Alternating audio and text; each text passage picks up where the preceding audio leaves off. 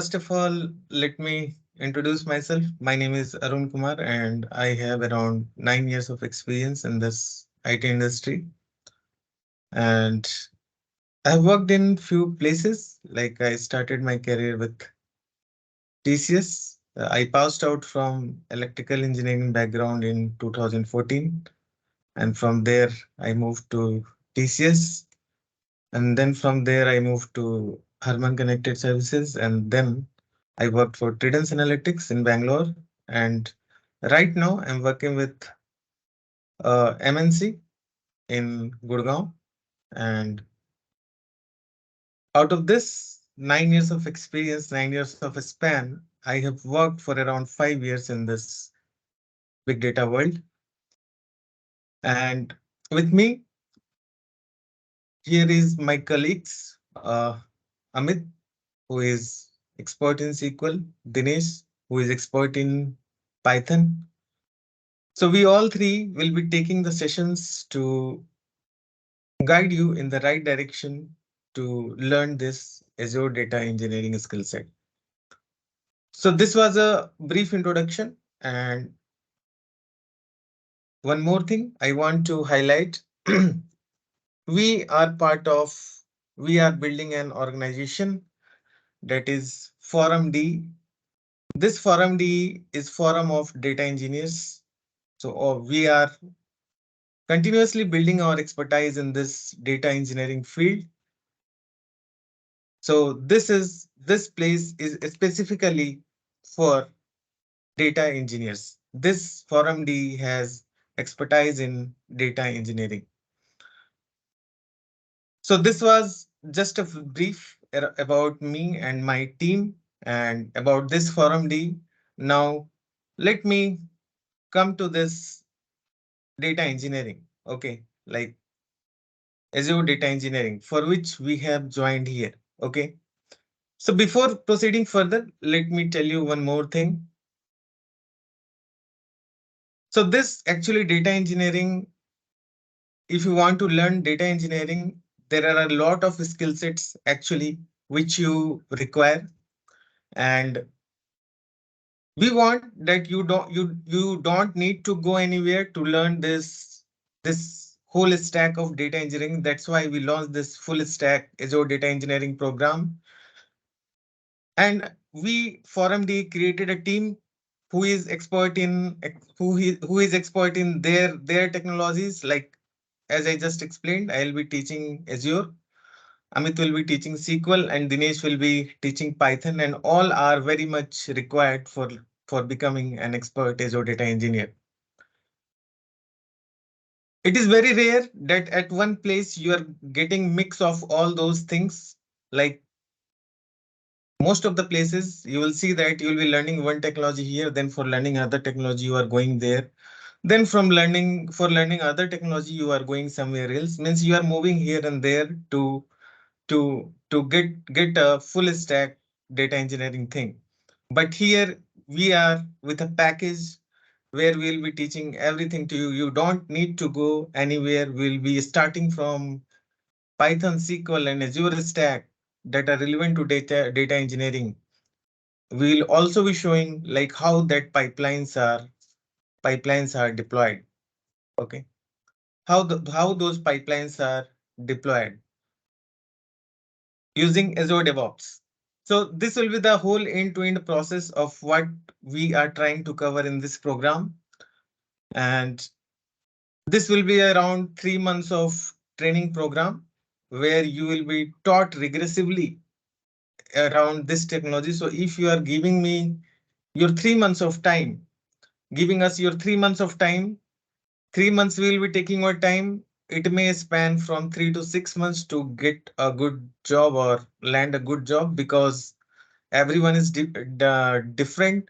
For some people, it may take 2 months or 3 months to get a good job or learn this technology. For someone, it may take 6 months to learn that technology actually, because everyone has different background.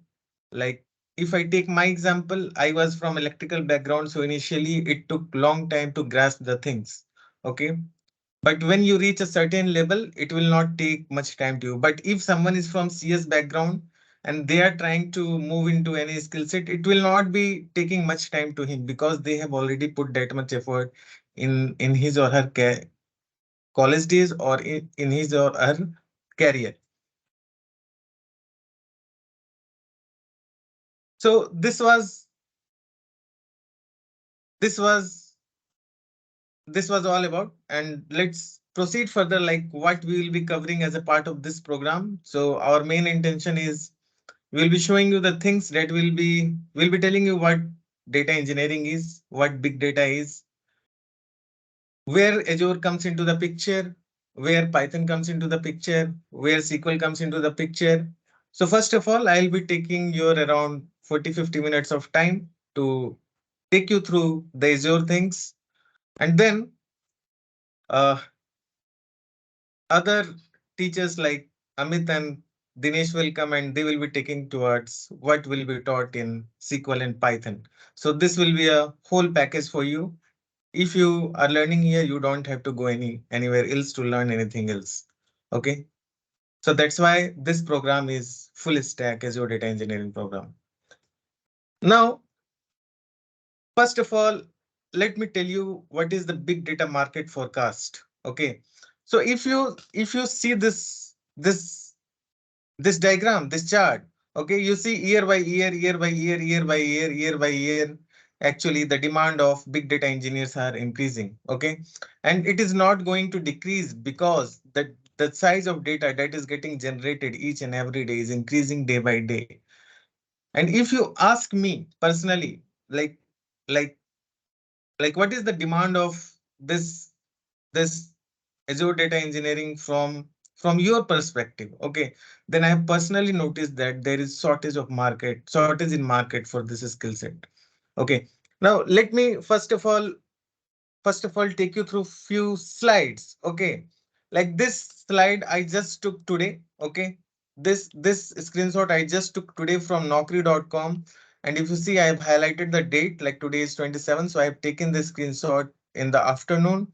And if you see, there are around 73,000 jobs which is there in market right now for Azure data engineering. This screenshot I just took today from the naukri.com portal. Okay, now let me let me open a notepad and let me start discussing first of all, like what is big data. Okay, what is big data? Okay, what is big data? Let me first of all start discussing around this. Okay, what is big data? So as I already explained, the size of data is increasing day by day, right? Increasing day by day. Okay. Variety of data is increasing day by day. What do I mean by variety of data? Variety of data is increasing day by day. Okay. Variety of data is increasing day by day. Then velocity, or you can say volume of data is also increasing. Volume of data is also increasing day by day, right? Velocity of data is also increasing. Volume of data is also increasing day by day. Okay. With volume, the velocity of data is also increasing, right? Velocity of data is also increasing day by day by day, right? Day by day. Now, now, if you see many social media platforms, like there is Facebook in the market, or Instagram in the market, or or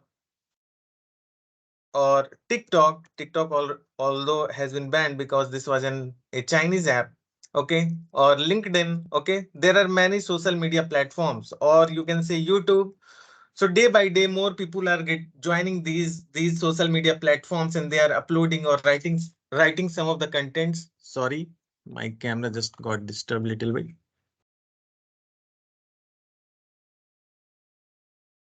Is it good? Is my camera good? Can someone respond? Yeah, it's fine. Okay.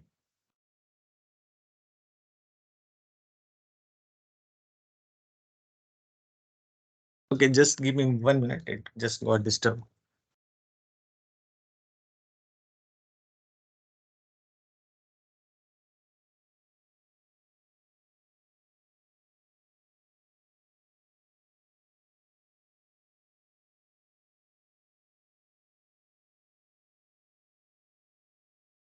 Okay. So so each day data on this social media or the user base of these social media platforms are increasing day by day, right? Everyone is posting something, everyone is trying to post there something or write there something or upload videos on these platforms. Okay. So if you see in Facebook, generally there are few kinds of data that is uploaded. Like you upload shorts, right? Shorts is nothing but a kind of video, right? Video, right? Now people also write text on these platforms, right? They write text, they post something, right? They post images, right? They post images. So these are different kind of contents that are posted on Facebook. Similarly, we have Instagram, right? In Instagram, generally people post videos or images. Okay. So these are also some kind of data that people are uploading in these platforms. Okay. Similarly, we have LinkedIn. In LinkedIn, people generally write some kind of post. Okay. Write some kind of post. Okay. So these are different kind of data that are getting uploaded every second, right? And day by day, the amount of content that is being uploaded in these platforms are increasing. And that's what I call that velocity, volume of data, volume of data, volume of data that is getting generated is very high. Okay, is very high, and it is increasing day by day. Okay, and it is increasing day by day. Now this was about volume, the size of data. Now let's talk about the velocity of data, right? Let's talk about the velocity of data. Velocity of data. What is this velocity of data? The speed at which these data are getting generated is also very high. As I said, the number of user base of these platforms are increasing day by day, right? Are increasing day by day. It is not less, right? It is not less. These are increasing day by day. It means the velocity, it means the users that are getting added on these platforms, right, are uploading something on that platform. Okay. It means the number of users are high. They are creating shorts every day. They are creating shorts. I mean, 4 or 5 shorts in each day, and they are uploading those videos on these platforms. Okay. It means the velocity of data that is getting generated. Okay. Getting generated is also very high. Okay. It's also very high. Now, here comes the next term that is called as the variety of data. Okay, what do I mean by variety of data? Okay, so if you talk about these videos, okay, video is a variety of data, right? If I talk about these images are also a variety of data, right? These images are also a variety of data. If we talk about your text post, I mean, whatever you write and then you post on these platforms, then these are, let's write them as text posts. Let's suppose those are text posts. So this is also a variety of data, right? You are uploading GIF files, right? You are uploading GIF files. I mean, you see GIF files there, right? This is also a variety of data, right? Similarly, suppose I have one Excel. Okay, let me open one of the Excel and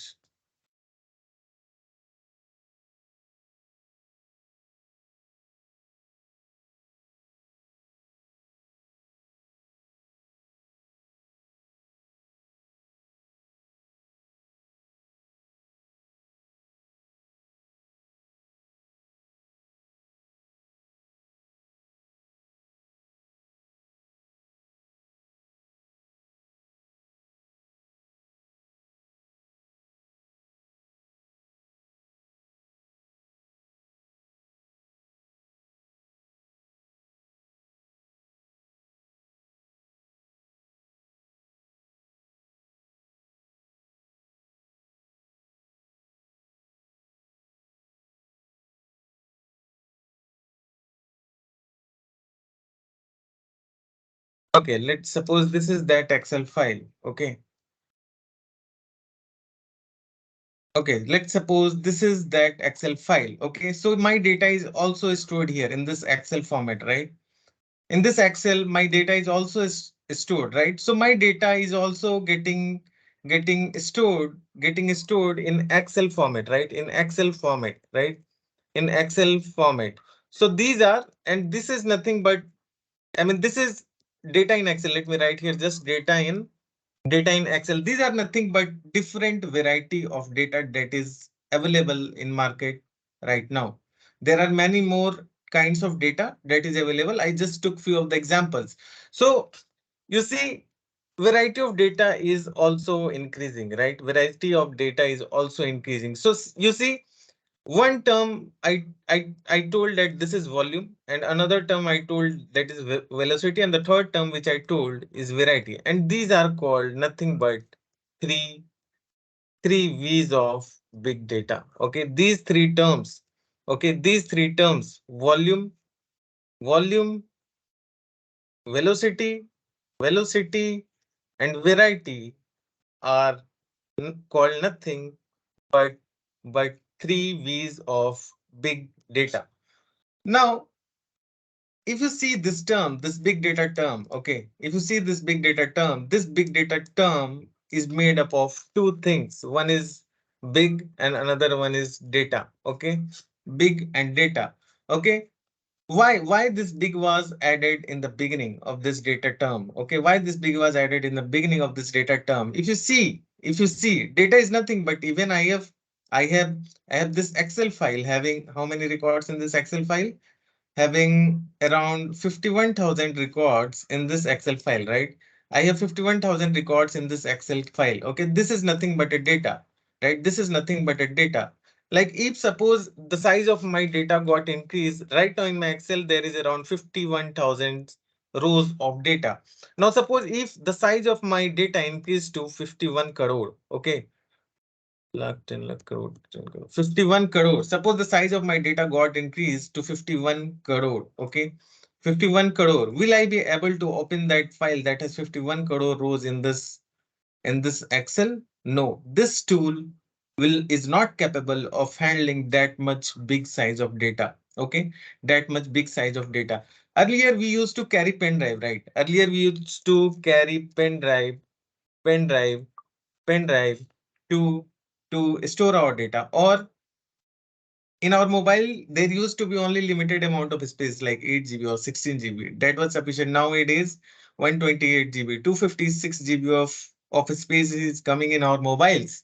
Okay, why that much space is being given by the mobile companies? Because the size of data is growing rapidly, right? You are clicking photos, you are recording videos wherever you are going, right? So it means you are generating the data at a very rapid rate, right? You are generating the data at a very rapid rate, right? Similarly, this Excel file had 51,000 records. Now suppose I have 51 crores of record. Okay, I have 51 crores of record. So this Excel file will not be able to handle that 51 crores of record. We won't be able to open the Excel file that has 51 crore of records in it. Okay, so that's where actually big data comes into picture. Okay, big data simply denotes, okay, like earlier pen drive used to be come of size 4 GB, 2 GB, or 4 GB, okay, or 8 GB, okay. But now the sizes comes in like sizes of hard disk comes in like 1 TB size, or even more than that, right? I mean, now we have started talking into terabytes, petabytes, right? Gigabytes. I mean, although gigabytes was there, but let's talk about terabytes and petabytes kind of terms. Okay, I'm just trying to tell you that the size of data is increasing day by day. Okay, and when the size of data increased too much, like from 51,000, the number of records got increased to 51 crore, then we will call this size of data nothing but big data. A data that is of very big size that can't be handled by normal tools and technologies. I hope I am making sense to all with all these things, whatever I am trying to say. Are you guys here with me? Y- Yes. Great, great. Are you guys getting the concept what I'm trying to convey? Are you guys here? Yes. Okay, great, great. Okay, Almost yes. okay, great, great. Okay, let's proceed further. So we are trying to learn this Azure data engineering. Okay, we are trying to learn this Azure data engineering. Okay, Azure data engineering. So what is this Azure data engineering? This question might be popping up inside your mind. But so let's talk that it is nothing but a mixture of Azure plus data engineering. Okay, Azure plus data engineering. So I have bifurcated this term into two parts, that is Azure plus data engineering. Azure is nothing but a cloud platform. Now I will talk about cloud platform later. Okay. Let me first of all talk about this data engineering term. Azure is nothing but a cloud platform, and this is nothing but a Microsoft product. Okay. This is nothing but a Microsoft product. Now, data engineering. Let's talk about this term. Okay. Data engineering or the people who do data engineering are known as data engineers. Okay, data engineers. So if anyone know, like what are the roles and responsibilities that comes under this data engineering profile? Okay, so can someone name few points if you are already aware that what is this data engineering? What are the roles and responsibilities of data engineers? Do anyone want to add any point here? You can try. If you are wrong, that is good. Although I'm going to tell, but you can try. You can give it a try if you want.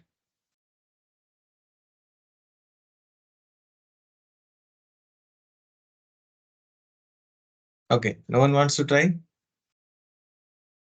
I think like when I mean Again, as your per question, please. Okay, I asked that. What is data engineering? What do a data engineer do? Upinder who was write saying something. Because the programming to I mean like unstructured data to making a meaningful data with the different Okay, tools. okay, very good. So is it only unstructured data? it is Anything, structured and unstructured. volume of data may be more or variety of data will be there. Anything like okay, Okay, the data quantity might be anything, but like by using the tools like which we need to be parse and okay, make it available like in the cloud platform especially. okay. So you just, uh, you just uh, took the name of a term that is called unstructured. Okay, that is called unstructured. Okay, unstructured. So let me first of all give a little bit introduction that what this unstructured. Let me talk about some of the varieties of data uh, more around. Some of the varieties of data that is bifurcated into three parts. That is, one is structured data, okay, structured data, unstructured data, and there is one more kind of data, okay, generic name that has been given, that is called as semi-structured data. Okay, semi-structured data. So these are actually three different varieties of data that are available around you, either in Facebook, TikTok, or in this Excel sheet. Whatever data is there around you, that has been mainly bifurcated into these three parts. Okay, these three parts. Okay, so if I talk about the structured data, then the data that you are right now seeing in this Excel file, okay, will be called nothing but a kind of a structured data. It means the thing that I have written. Like if I take an example of how an structured data looks like, so the data that is there in this Excel file will be is looking like is a type of structured data actually. Okay. Now, if you see any database like RDBMS systems like MS SQL, okay, the data is stored in MS SQL will be kept under the structured data group because the data in this MS SQL or in this Excel is in a structured format, right? is in a structured format. It is in tabular format. Here we have column names and here we have these data kept inside it. Okay, data kept inside those columns. Now let's talk about this unstructured data. I will come at later point around this semi-structured data. Let's talk about this unstructured data. If if I ask you, like, do you know any, can you give example of some unstructured kind of data? Can you give some example? Anyone? Videos, images, Okay. Okay. Very good. Video images or any text post that we audios. do. Yes. Audio. Very good. So audio is also a type of a kind of unstructured data only. Okay. So if I talk about this semi-structured data, okay, we can let me write few of the types of semi-structured data like JSON, XML. Okay, so these are some kind of data that is available in the market that comes under semi-structured data. But this JSON and XML file, okay, this JSON and XML file can also come under structured data, but that I will not be taking right now. Otherwise, you will get confused. Let's keep this JSON and XML file in this semi-structured data only. Okay, those things I I will be discussing as part of class, like how this JSON and XML can come under under as a part of this structured data. Okay, so these are some of the major bifurcations of data that has been done. Okay, so this is nothing. I was talking about the variety of data, and I wrote here many types of data that are available in the market. Okay, and this variety of data has been divided into these three subcategories. Okay, this variety of data has been divided into these three subcategories. Okay, why I wanted to give these three terms to you, because these three terms you'll be listening very much when anyone will be talking about data with you. Okay, so you should be aware about the jargons that are being used. Okay, if someone is talking about structured data, immediately it should come in your mind that okay, he's talking about some data in Excel or RDBMS, or some tabular kind of a structure will be there. Okay, if someone is talking about semi-structured data, immediately it should come in mind that someone is talking about JSON file or XML file that has no fixed structure. Okay, that has no fixed structure. Okay, or you can say that has fixed structure up to some extent, but not all. That has fixed structure up to some extent, but whole structure is not same. There is some changes that is there in that data. That's why we are calling that a semi-structured data. Okay, in a semi-structured data, let me reiterate, the structures are the structures are same, but not all. Okay, the structure of data is same, but few things are same. Not everything are same. Not every attributes are same. I'll be telling you as part of our class the difference between all these things after showing examples and all those things. Just now I wanted to bring these three kinds of data in front of you. Okay, so let's come again here on this data engineering, like what this data engineering is. Okay, so as I said that volume, velocity, and variety, these are three V's of big data, and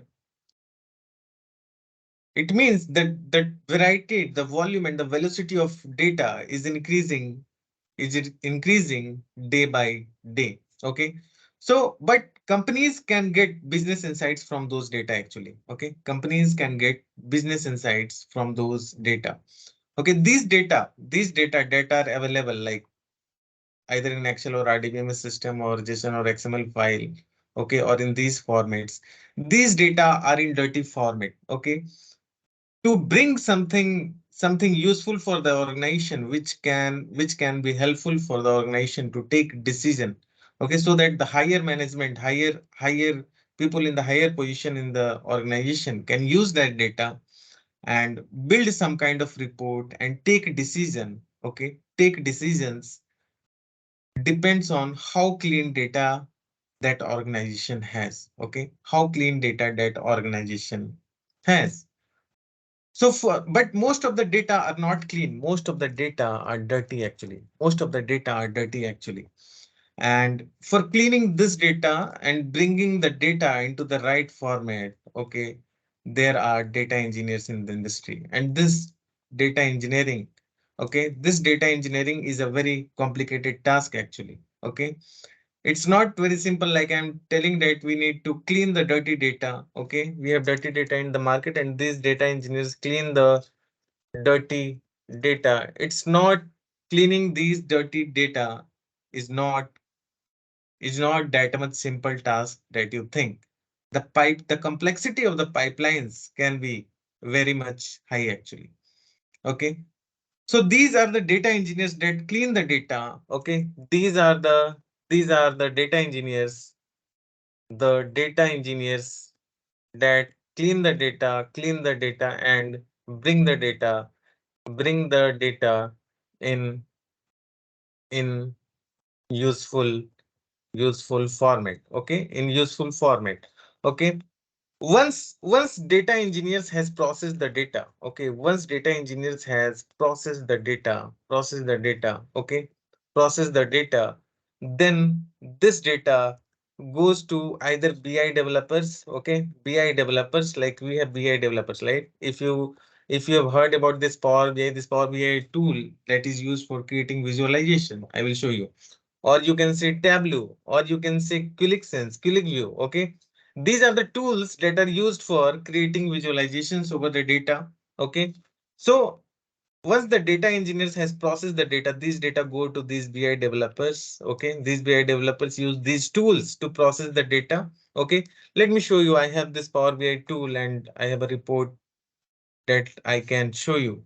Okay, that I want to show you actually.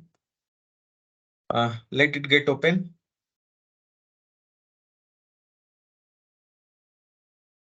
Okay, let it take some time. It will take some time actually. Okay, it has opened, I think. Okay, so I created this report few years back. Okay, let me show you this report, like how the reports generated by Power BI looks like actually.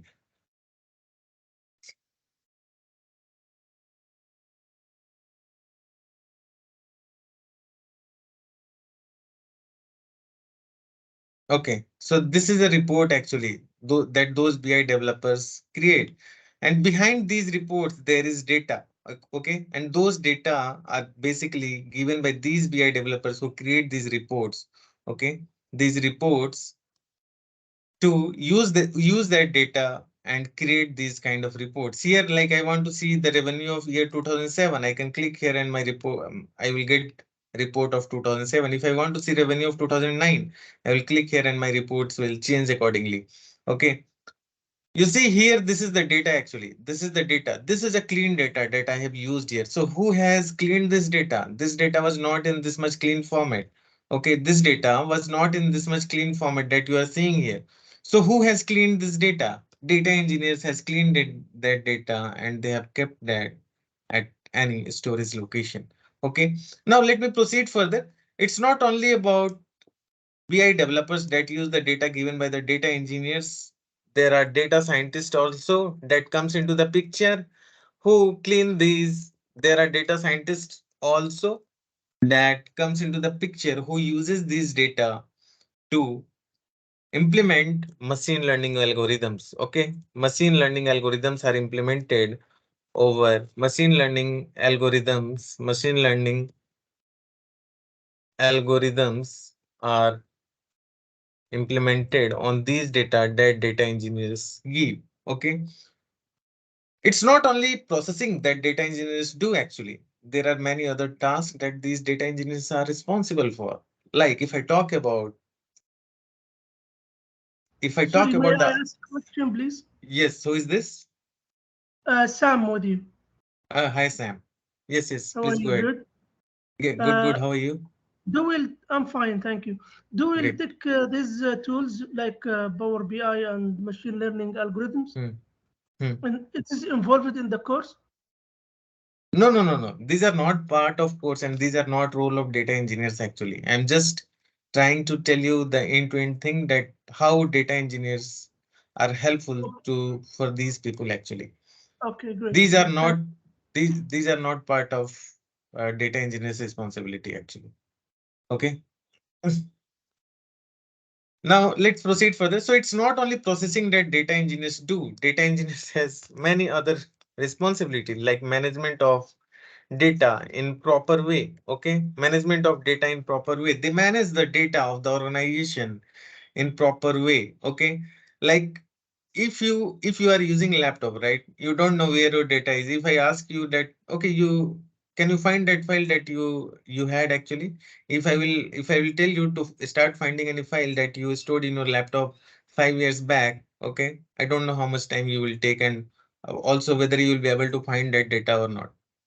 Okay, so that management, that good management of data also becomes the part of data engineer. These data engineers are responsible for managing those data in a good way, so that if you want to, if the organization wants any data back that was processed 5 years back or 10 years back, they can get that data in a very easy manner. Okay.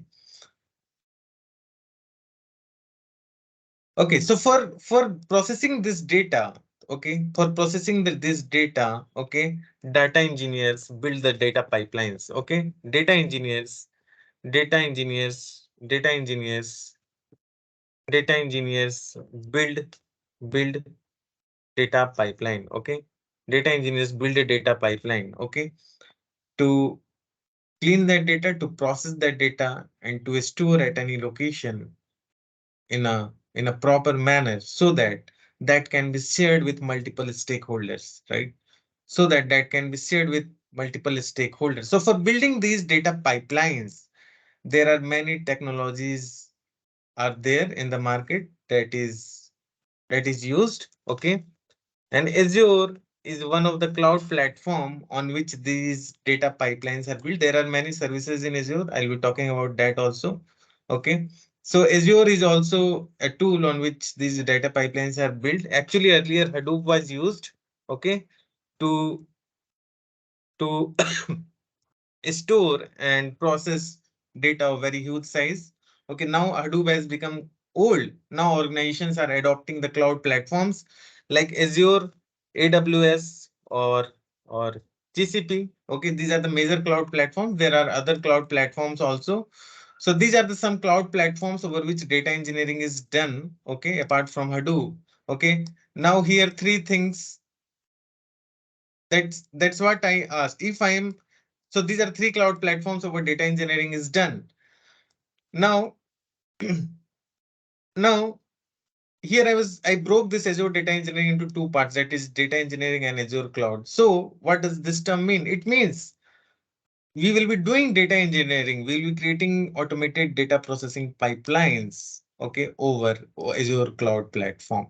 Okay, this Azure data engineering means this. Okay, and I took the name that I took name full stack Azure data engineering. Okay, full stack Azure data engineering. It means full stack Azure data engineering. It means for becoming a good data engineer, you need to know many of the technologies like Python. Okay, Python, Python, SQL. Okay, Python, SQL, SQL, Spark. Okay, Spark. If I write code over Spark in Python language, then we will call that as PySpark. Okay. Then we have Azure. In Azure, we have multiple services. Okay, like Azure Databricks, Azure Databricks. Okay, Azure Databricks, Azure Data Factory, Azure Data Factory. These are services. I will be talking about these services. Services you can think of that these are separate softwares. This is one separate software. This is another separate software that is over this Azure platform.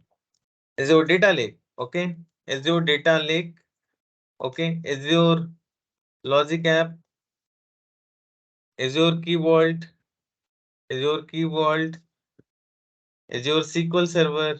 Okay, so these are different services, or you can say softwares that is there in Azure platform that we need to learn actually. Actually, in Azure, there are more than 100 services, or you can say there are more than 100 softwares, more than 100 services, okay, more than 100 services, but we don't need to learn actually all those 100 services, and it will take your lifetime, or I'm not sure whether in whole lifetime also we'll be able to learn those 100 services or not.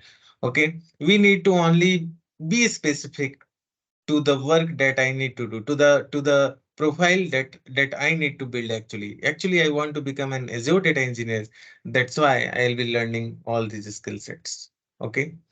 I hope these things are making sense to you and the pictures are getting clear, getting clear with each progressing minute. Okay. So, Arun, sorry for where asking the is? question. Yes, and no problem. Myself is Please. Upendra.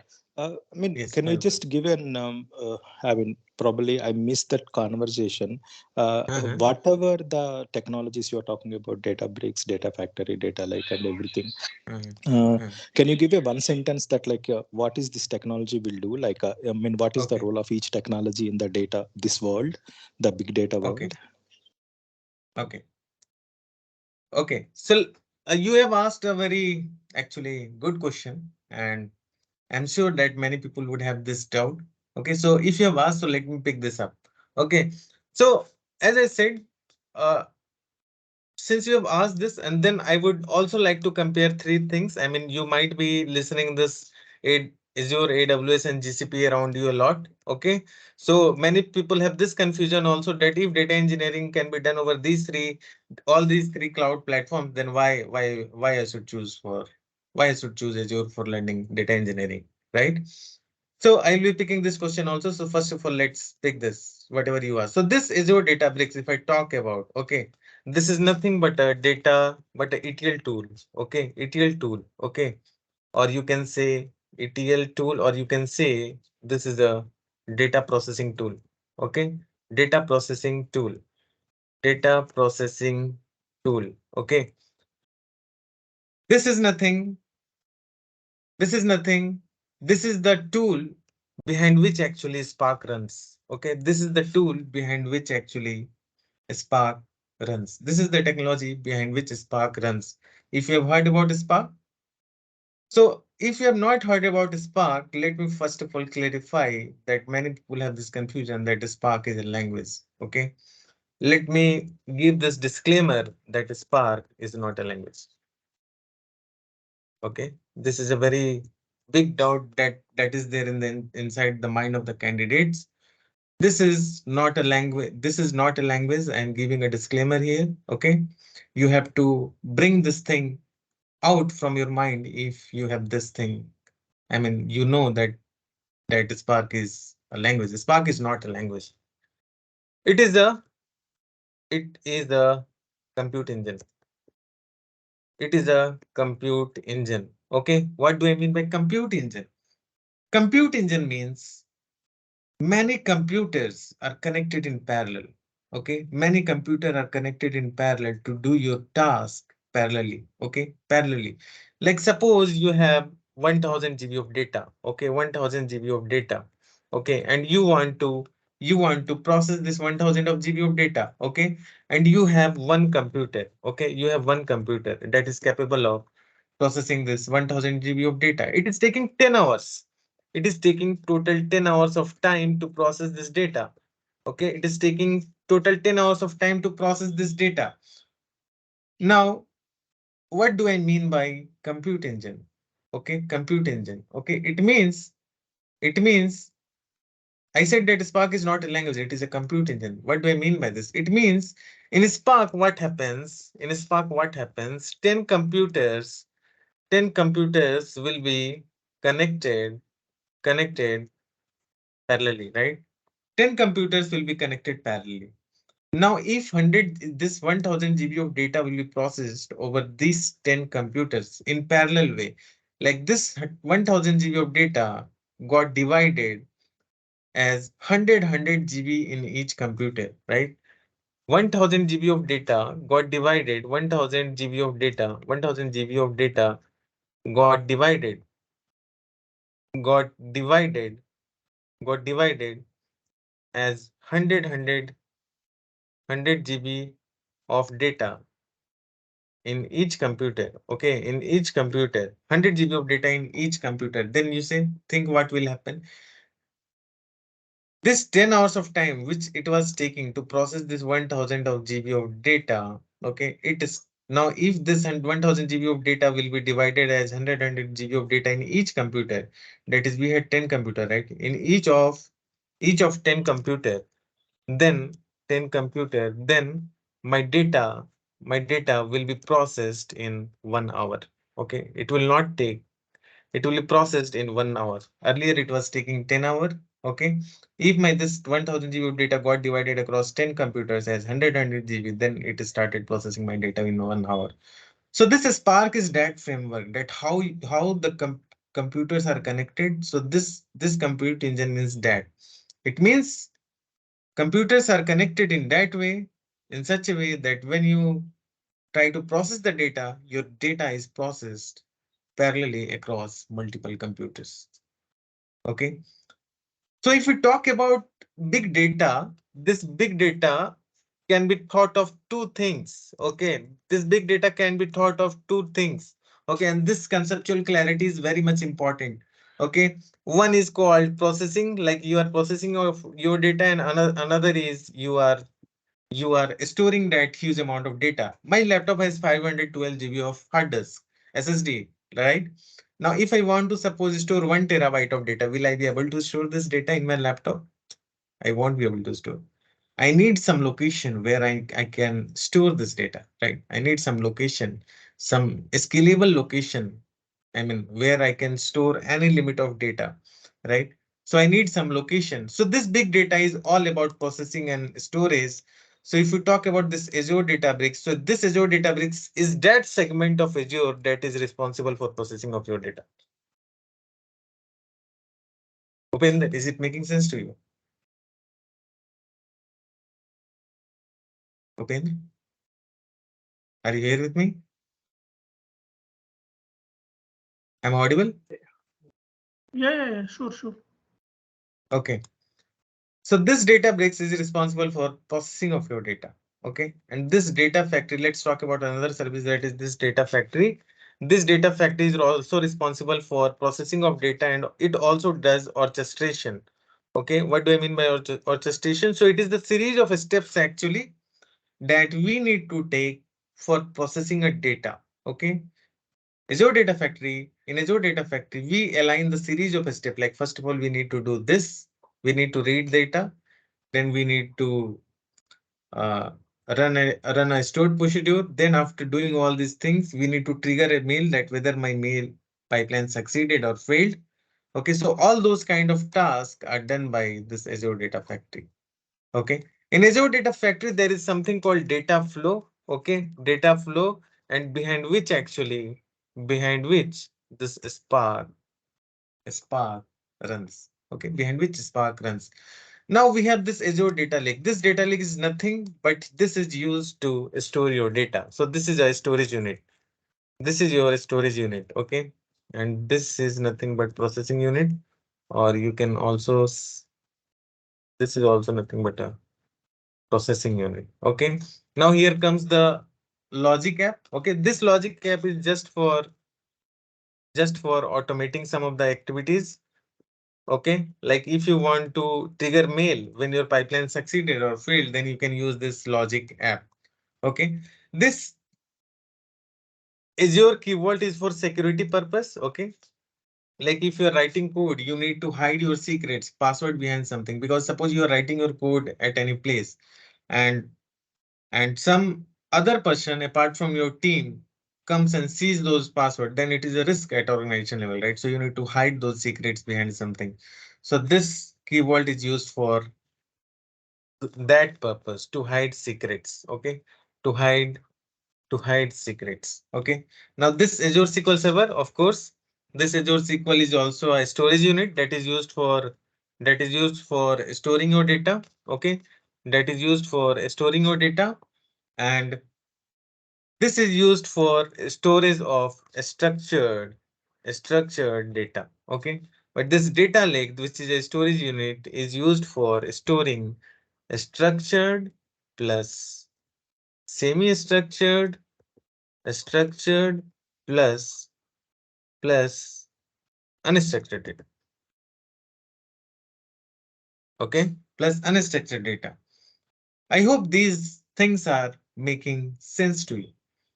Okay. Now this Azure Databricks is the platform over which we write our code in Python and SQL. Okay. This Azure Databricks is the platform over which I write our code in Python and SQL behind Spark, because in this Spark run. So this is the platform over which code is written in Python and SQL behind, I mean, over Spark. I mean, when we run our code, okay, behind this actually Spark runs. Okay. Now let's come to this data factory. This is the data factory where we write our code in SQL. Okay. Although there are UI drop and downs, but you can also write your code in SQL here in Azure Data Factory. Now, so these, and also here at this place we write our code in SQL. Of course, this is a SQL server. So these are the places where actually we write our codes. Okay. Now let me take another big question, that is Azure, AWS, and GCP. Okay, so these also Hadoop. Let's talk about Hadoop also. Okay. So earlier this Hadoop was used by industry for processing data that is of very big size. Okay. But now all industries are migrating to cloud platform. Okay, all industries are migrating to cloud platform. So let's remove this from picture because this is now not the trending technology. Now we have something called AWS, Azure, Azure, AWS, and GCP. AWS is nothing but this is this is product of Amazon. This is cloud service of Amazon. Okay, GCP is nothing but the cloud service of Google. Okay, Google, the cloud platform of Google. And this Microsoft, as I have explained, that this is nothing but the cloud platform of Microsoft. Okay, this is a cloud platform of Microsoft. Now, I'm telling you this thing because the same doubt I had when I started my career in this Azure cloud actually. So I had also this confusion that on which cloud platform should I learn? On which cloud platform should I learn data engineering? Okay, this was a very frequently popped up question that was popping up inside in my mind actually. Then what I did, I started doing some kind of research. Okay, I found that this AWS had most market share. Most market share means most of the companies were using this AWS as the cloud platform. Okay, but it has many manpower as well. I mean, every second people which I used to see around me, like I was in TCS at that time, and every second people which I used to see around me that had AWS certification. Okay, that had AWS certification, and I don't wanted to be part of that crowd. Okay, and that's what actually happened. I mean, it's the market is all about demand and supply, right? Demand and supply. Demand and supply. Like if you have demand and supply, right? Demand and supply. Like AWS had the most market share, most companies were using it, but also there were a lot of people that were knowing this AWS cloud platform. Then I rejected this. So I rejected this. Okay, this was the reason I rejected. This is my personal reason. Okay. Now, when I did some research over GCP, this has had the least market share. Okay, least market share. Okay, least market share. So I rejected this from my list of planning. No, no, I will not be going with something that is risky. I'm not sure that whether industries will be adopting it or not, right? So I just rejected it. No, I will not be learning it Azure, GCP. Now I started doing research on this Azure. Okay, I found that it had medium market share. Okay, market share. Okay, and I also found that very less people are very less people are there who has this Azure knowledge. Okay, even if you ask me, I didn't find anyone who had this Azure knowledge. Okay, so this was this thing triggered me. Okay, and this was the Microsoft product, and this was the Microsoft product. And it was obvious that if it is Microsoft product, industries trust more on Microsoft product, right? So they will be adopting it. And already they are using a lot of Microsoft product like MS SQL or Office 365, SharePoint, right? Teams. I mean, all the things that we see in companies are Microsoft products. So of course they will be adopting the Microsoft product, and my that prediction actually went right. And believe me, after learning this technology, my whole career changed. Okay. My whole career changed. I started my career with a support work in TCS. And now within this 8 or 9 years of span, I'm working as subject matter expert. So this is the difference that this Azure brought to me. I hit this technology at the right time, and this changed the whole game for me. So like this, like whatever I analyzed, you should also do research at your end. Okay. The decision that you are taking should be conscious. Okay, that why you are doing this, why you are doing this. There should be proper reasoning behind it. If there will be proper reasoning, you will never regret that why I learned that, and you will also always move into the growing path actually. Okay, so it's all about demand and supply. I was talking that, and this Azure, I clearly saw that it had medium market share, but very less people are there who has Azure knowledge. So immediately I came to know that here May I demand ask? is high. Yes, and supply Sorry, is low. sorry to interrupt you. Yes, please do. Just if someone understand Azure very well and has a good experience in Azure, is it Hmm. easy to learn AWS and GCP? The Yes, same fundamental? yes. Cloud platform. Who is this? Sam, again, thank you. Hi, Sam. Hi. So yes, it is very easy if you know one of the cloud service, okay, one of the cloud platform, it will be very easy for you to learn other cloud platforms. And even if I talk about this Azure Databricks, okay, this is really game changer in the industry. Okay, this Azure Databricks is not actually Databricks product. Is not actually Azure product. This Databricks is a separate company. This Azure is a Microsoft product. Okay, Microsoft product, and this Databricks is a separate company. So this Databricks is integrated with this Azure. Okay, this Databricks is integrated with Microsoft Azure, and With AWS and GCP as well. with AWS and GCP as well. This Yeah. is integrated. So you see, if you are learning this thing over any one cloud platform, okay, you are you are learning that in another cloud platform as well.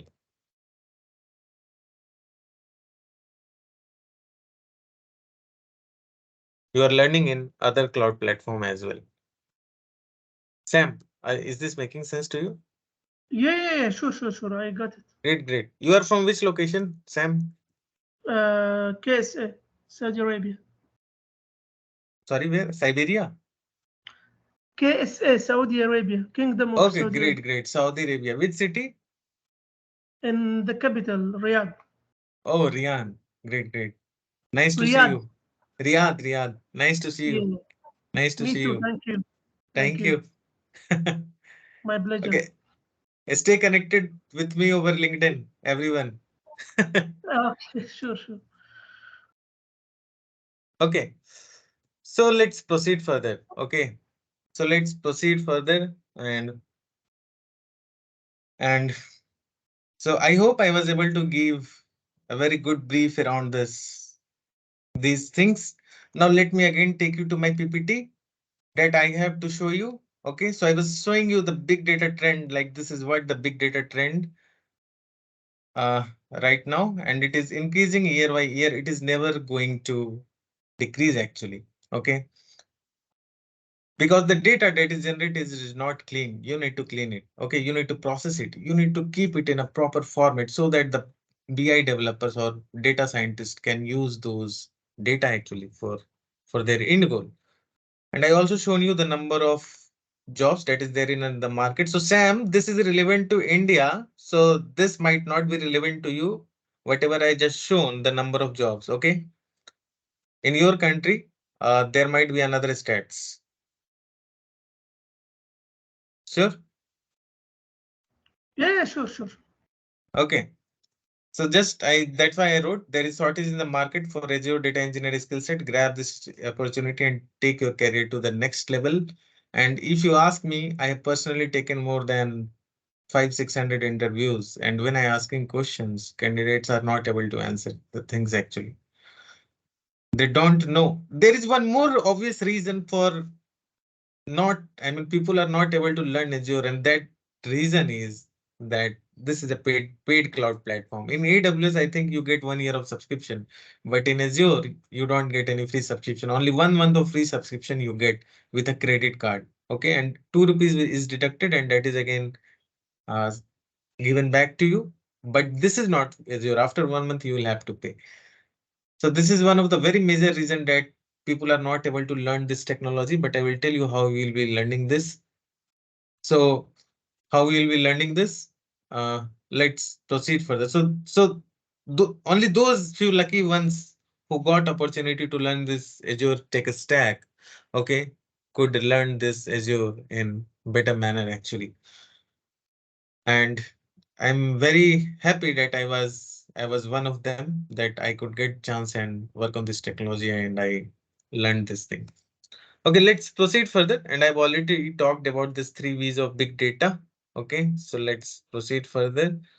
And I already talked about this distributed storage and distributed processing. Let's talk proceed further. And here I have something which is another very common question, that data engineers versus data scientists. Okay, which has more jobs? Okay, so I will be telling you my personal experience. Okay, there is many hype for data scientists right now in the market. Okay, data scientists. There are many jobs for the data scientists. There are many hype for the data scientists right now in the market. Okay, but let me tell you, these data scientists will not be do anything unless and until data engineers give them the correct data. And this is my personal experience that wherever there are two data scientists working, okay, two data scientists working, the place and any project, if two data scientists are working, there are 10 data engineers working. There are 10 data engineers working in the same project. This much is the demand of these data engineers in the market nowadays. Okay.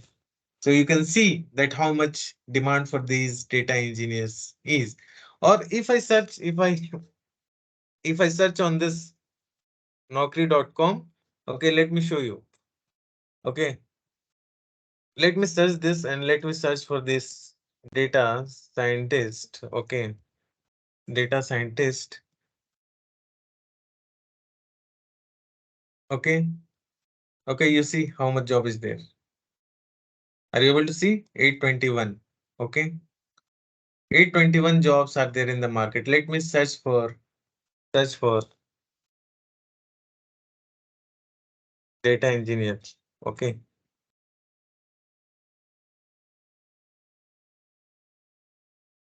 You see 73,000. You see the difference. Whatever I just said, okay, whatever stats I gave here, 10 data engineers and 2 data scientists. You see, this stats is relating that actually. Okay, here there are 73,000 jobs and there are only 800 jobs for data scientists. This much is the difference that is there in the market. And I can tell you that there is shortage of data engineers in the market. Okay. So let me again take you to the PPT. Okay. So this was just, I wanted to highlight that what a difference between data engineer and data scientist, like what is the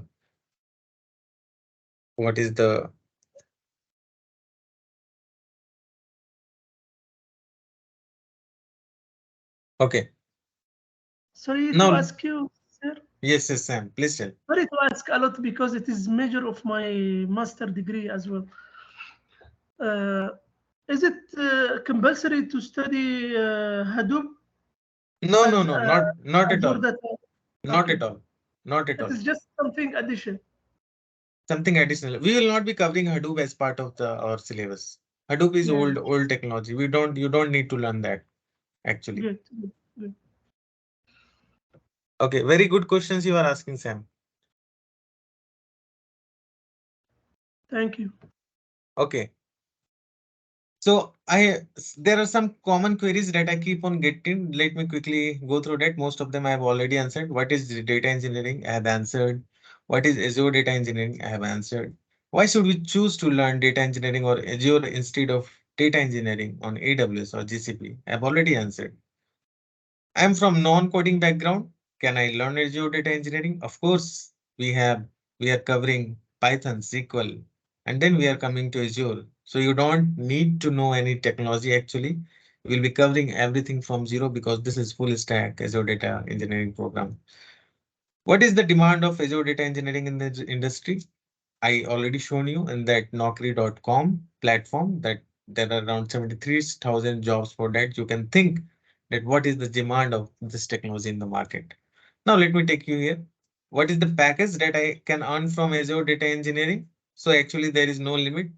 20, 25 lakhs, 30 lakhs, 35 lakhs is very much normal in India for this skill set. Okay, your your what package you are getting depends on many factors like what was your previous CTC, okay, how many offers you have. Generally what happens, people get 3 4 offers. They once they get offer of 10 lakhs, they ask for 12 lakhs from another company. Once they get offer of 12 lakhs, they ask for 14 lakhs from another company. So this is how it goes. How much time it will take to become an Azure data engineer? So we'll be having 3 months of program. The time may fluctuate little bit, but this is what our target is. So we'll be try to give you everything that is needed for becoming an Azure data engineer in this time duration. And it really depends on how much time you are giving in learning all these things. Okay. If you are giving at 4 hours, 5 hours per day, of course, you will be learning this thing at more rapid rate than someone who is giving 2 hours per day. Right. So I generally ask people that if you are learning in a good way, you will easily get your job in 3 to 6 months. Okay, into 3 to 6 months if you don't know anything like Python or SQL. Okay, if you are learning everything from scratch, it will take around 3 to 6 months to grab you a job actually. Okay. Uh, Actually, I have one question. Who is this? Rameshwar here, Rameshwar Yeah, Devan. hi Ramesh. Uh, I, Actually, my current profile is production support engineer to Hmm, warehouse management system supply chain and MSSQL database. okay. So I have experience of 1.8 years. After upgrading my skill in data engineer, so after Mhm. while switching, is my experience will be count as a there? No, no, you don't have to show that you have not worked in this technology. After completing this Okay, program, you have to present yourself that you have around 2 plus or 2 years of experience in this Azure data engineering. We will try to upskill you up to that level. Okay. okay, Because bluntly speaking, this industry is I mean, very harsh. I mean, if they see that you don't have experience, na, immediately negative thoughts start coming in their mind. Okay, this guy have not worked. He has come after learning this technology. So I don't know whether you should hire him or not. Are you getting my point? Instead of yeah, saying that I have come after learning this technology, you say that I worked for 2 years. How will they know that you have not worked for 2 years? Are you getting my point? yeah.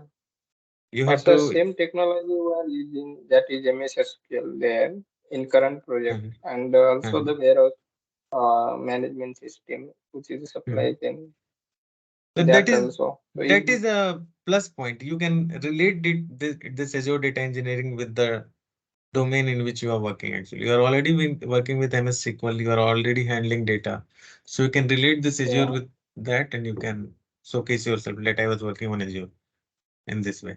okay, Okay. okay. Okay, let's pick my next question. Up to how much here we are safe after learning Azure data engineer. So you might be listening that this cloud is the future. You are learning data engineering or cloud.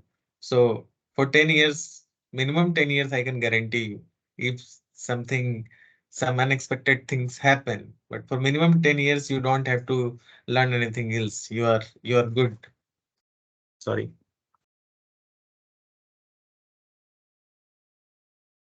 I'm visible, right? I'm visible, right? Yeah. Okay. Yes, yes. So you are good for minimum 10 years. You are good. I mean, your career is safe. And in this 10 years, if you will keep on working on same technology, you will not have to think about any other technology, and you will not have to think about your money as well. You will, this technology is in that much demand that you will get good amount of money and good amount of opportunity as well. Both the things are there. As I said, there is shortage in the industry, and industry wants people who has this skill set. Now the next question is, do I need, question number 9, do I also need to do Azure certification? If you ask me, the answer is no. Okay. Because instead of only, many people I have come across who has bunch of certifications in the resume, but when I start asking question, they are not able to answer. This is a scenario which is there in the market. I don't know why people run after certifications. Okay, only certification. Now, certification is good, I'm not saying, but with certification, you should have practical exposure, right? You should take subscription of Azure portal. You should work on that, right? But they only try to read the theory. What will happen after reading the theory? We are not trying to pass any university exam, or we are not trying to pass any board exam, CBSE or ICSE. We are engineers. We have to solve the problems. We have to know how we can work in industry after learning this technology. Okay. If you know the work, okay, if you know how to work, then you go and take Azure certifications. Okay. Uh, but if you ask personally, then before learning the things, I don't suggest to take Azure certifications, because taking certifications consume a lot of time. Like suppose you started giving certification and it consumed your 3-4 months, and then you start learning your practical things. You see, again, practical things will consume your 3, 4, 5, 6 months. Okay, it will take around 1 year for you to learn this technology. Then you will be searching for a job. You see how much long process is this. Okay, first of all, learn the practical things. If you know the practical things, then clearing certification is not a big deal. Okay, it's very easy. Clearing certification will be not a big deal if you if you know the if you know the practical things actually. Okay, so I don't say that you should not go for certification, but before going into certification, I suggest to do practical things, because if when you will do practical things, then your learning curve will be exponential. Otherwise, your learning curve will be very slow, and you will learn only the theoretical things. Okay. Now the next question is question number 10. Will this be recorded session or instructor-led training program? So we three trainers will be training you by coming live, and after the classes, we will be sharing you the recorded video in Microsoft OneDrive. Okay, and those video will be there with you for 1 year. Okay, you can watch and you can give your interviews. Okay, what experience is suitable for Azure data engineering profile? So there is no limitation on this in the experience. Okay, whatever experience you have, you are good to go. Okay, as we are also going to teach from basics to advanced level. So whatever experience you have, 2 year, 3 year, 5 year, 8 year, 14 year, you are good to go with this. Okay. Okay, what are the major services that we'll be learning as part of this course? So as I already explained in that Word document, like we'll be learning these things: database, data factory, storage account, key vault, logic app, SQL Server, all these things we'll be learning. Okay. Now, this is one of the important question that people ask, like this is a paid platform. So how can we learn this? So I suggest this way, that this Azure Cloud is free with one credit card for 1 month. So we will be practicing regressively for 2 months. Okay, for 2 months. So you will be needing two credit cards. Okay, two credit cards, one for 1 month and one for another month. Okay, and two credit cards, one for 1 month and one for another month. And you're good to go. Okay. With one credit card, you will be getting free subscription for 1 month. With another credit card, you will be getting subscription for free subscription for another month. Okay. So this is what I had. Okay. Now, although it took little bit longer time than what we planned. Okay. Now I will be handing over to my colleague, that is Amit Kaushik, to take this session further on SQL, and then Dinesh will be coming and take this session further, and then at last again we will be coming, opening our forum for any Q&A, question and answer session that we have actually. Thank you. Thanks. Great, Aaron. And Thanks. thank you for this beautiful explanation you have for Azure and its services. I think many people inspire from you to take this opportunity to enroll in this course. And for I want I will not take your much time. Actually, it almost 1.5 hour already you have on this means learn these technologies. You get to know about these technologies, and I will just take you to the basics of one of most important language in the world, and one of the most trickiest language in the world, that is SQL. Hopefully my screen is visible to you guys. Please let me know. Yeah, it is visible. Yeah. Yes, great. My name is Amit Kaushik, and I am Oracle DBA certified, and I have more than 5 years of experience in database designing and development, and I'm part of ForumDE. So, not taking your much time, I will take you to the some of the questions which anybody comes in mind, any student comes in mind. So what is SQL and why you should choose the SQL? I think everybody know what is a SQL, structured query language. Why should you choose? Because this is the most important aspect in data engineering as well as data analytics part. Everybody you see, everywhere you see the language, whenever you come under the situations that you need to shift the data from one location to another, then you I think, and for reporting purpose, you need SQL, or I think basic SQL is required for all these big data technology as well as. So some of the questions which also arise in the mind of the student is, how much time will take to learn SQL if I don't know any programming language? So I think 1.5 month is suitable to get the knowledge of the SQL. This is the most means. If you practice on daily basis, I think one and a half month is you will complete that the SQL syllabus. So and another questions the come under the students mind, that I have not done any programming yet, can I learn SQL? Definitely you will learn the SQL. SQL is very simple language to learn with, and most important, I think more than 35 years the SQL have survived on various aspects, on various platform, and still it is like a fresh means flavored language. So my next question is, or I think a student, most of the student have next question is, can I get a job on the basis of SQL? Definitely, you will. I will show you that the major roles like data analyst, data engineer, data scientist, database administrator, and some of the roles. I think the core SQL language is required.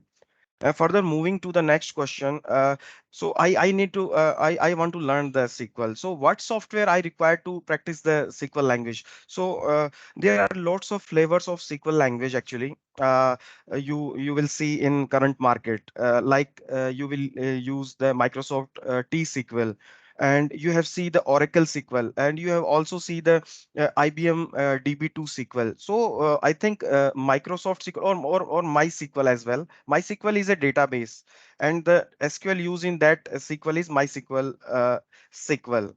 Okay, so the best technique to learn is to install only two software, that is SQL Server Management Studio is the front end, and the SQL Server 2000, it will start with the like 2007, 2008, 2000, then 2012 version, then 2019 version, and 2000, then and today we have 2022 version of the SQL Server. I will see, sorry, we will see that which version you should use, which stable version you should use to practice the SQL Server. So definitely we will use the T SQL, which come under the Microsoft.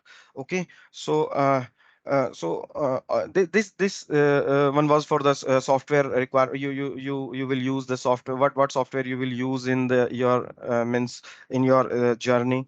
So some of the question, some of the student have in mind that I know the basic SQL, but how this course will help to get me get to a good paying job. So definitely you will, if you learn the you will expert in SQL once, then everybody should consider that you will go to the high paying job definitely.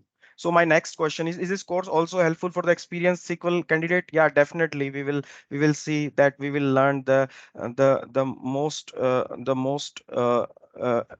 like future proof concepts like common table expression. We will use the stored procedure function triggered, that will, I think, the experienced candidate will leverage that beauty of that programming language of PL SQL as well as. Okay, so I something I just want to show here, that what software we will use currently right now.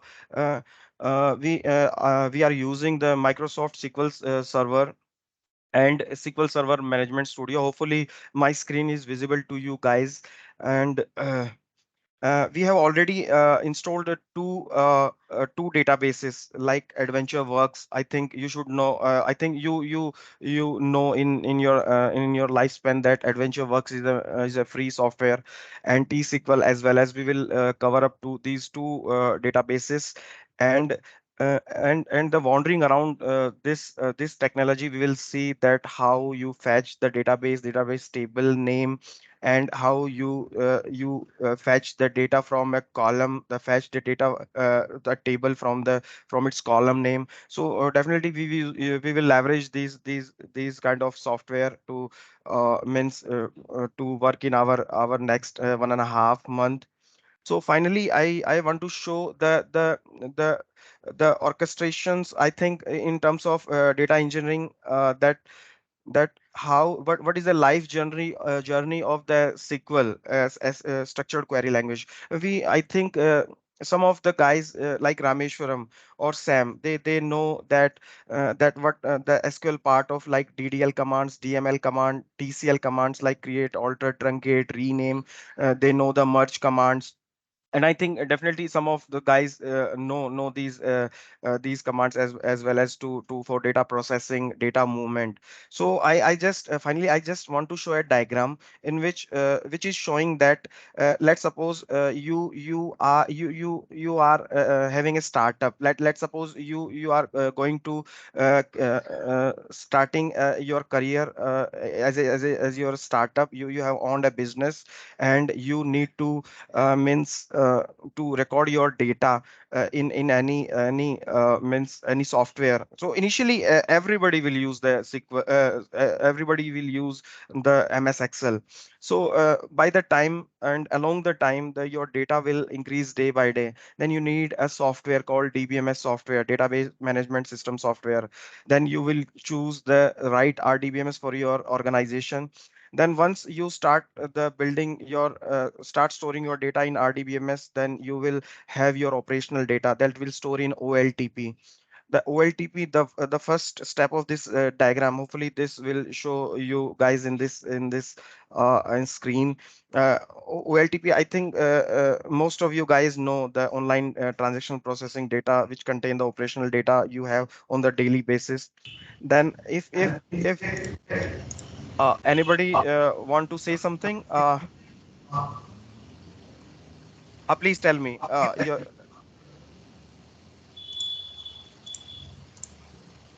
I think anybody say want to say something, right?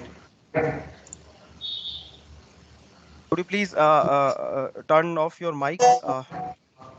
if you do not have any problem.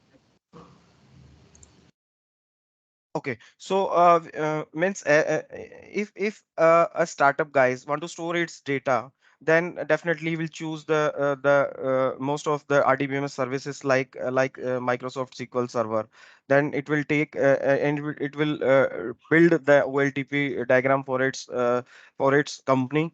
Then to clean up its data, definitely he need the to ETL that data. ETL means extraction, transformation, and loading the data. So the tool which require in this the database, the SSIS, that is SQL Server Integration Service. Okay, so DSA means data staging area. So the data staging area that is covered up in T-SQL, that is a part of the SQL Server Integration Services. Okay, then you need to work on the historical data that will store in your data warehouse. So data warehouse will means particularly keep your historical data, and that from where you means mining your data in different and mining along with mining, you will, I think, project your data to different services like Power BI. For ML, you inject your data from other platform as well as. So I think this is the part of SQL language is starting from the SQL Server, from ETL to various analytical services, from reporting to Power BI inject. So this is, I think, this is the journey of a simple SQL language, and hopefully we will cover up this. In our session, and finally we will take what we will cover in our syllabus. So we will cover up so what is database and data warehouse concept. We will cover up the OLAP and OLTP concept. Again, we will see the star schema normalization, basic normal forms provided by the EF code. Actually, first normal form, second normal form, third normal form. And what is the difference between the database and data warehouse and data lakes? And we will see the business constraint apply over that data. We will see the various commands like DDL, data definition language, DML, data manipulation language, data control language, and transaction control language, as well as. Again, we will see the single level function like upper function, lower, in string, substring, date function. We will cover up these things. Again, the group function like sum, average, max, min. We will cover up these things. And some of the questions from interview, they will ask the what is CT, what is common table expression, and what are the benefit of using the common table expression. You will see in the interview as well. And so this is not the complete syllabus, because some of the analytical function I need to mention over this PPT, but due to the time shortage, we will use the rank function, dance rank function, and lad leak function, first value, last value. I think we will cover up all these analytical function which will part of the analytics and the reporting purpose. We will cover up the concept of joins, subqueries in practical manners. We will see how set we will use. And again, this the main thing is how you will create the stored procedure, function, and triggered.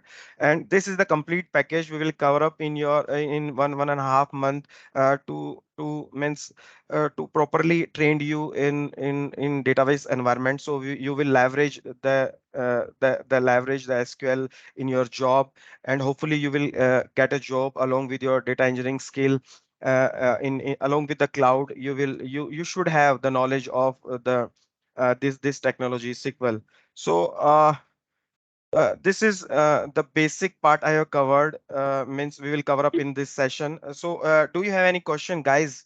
Means anything related with the SQL, Rameshwaram, Sam, or anything? I think you are champion already. You have champion SQL. So if you want to anything mention in this, you are welcome actually. So anyone want to add up anything in this?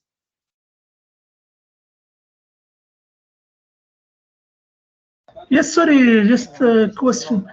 Uh, Yes, Sam. Here we will use SQL part of SQL Server or part of Oracle, because there is Uh, some different a little bit in. great question you have. Actually, some of people might they should know the part of the SQL. Let me share my thoughts on this. Actually, uh, first thing is database company name. First thing in company name.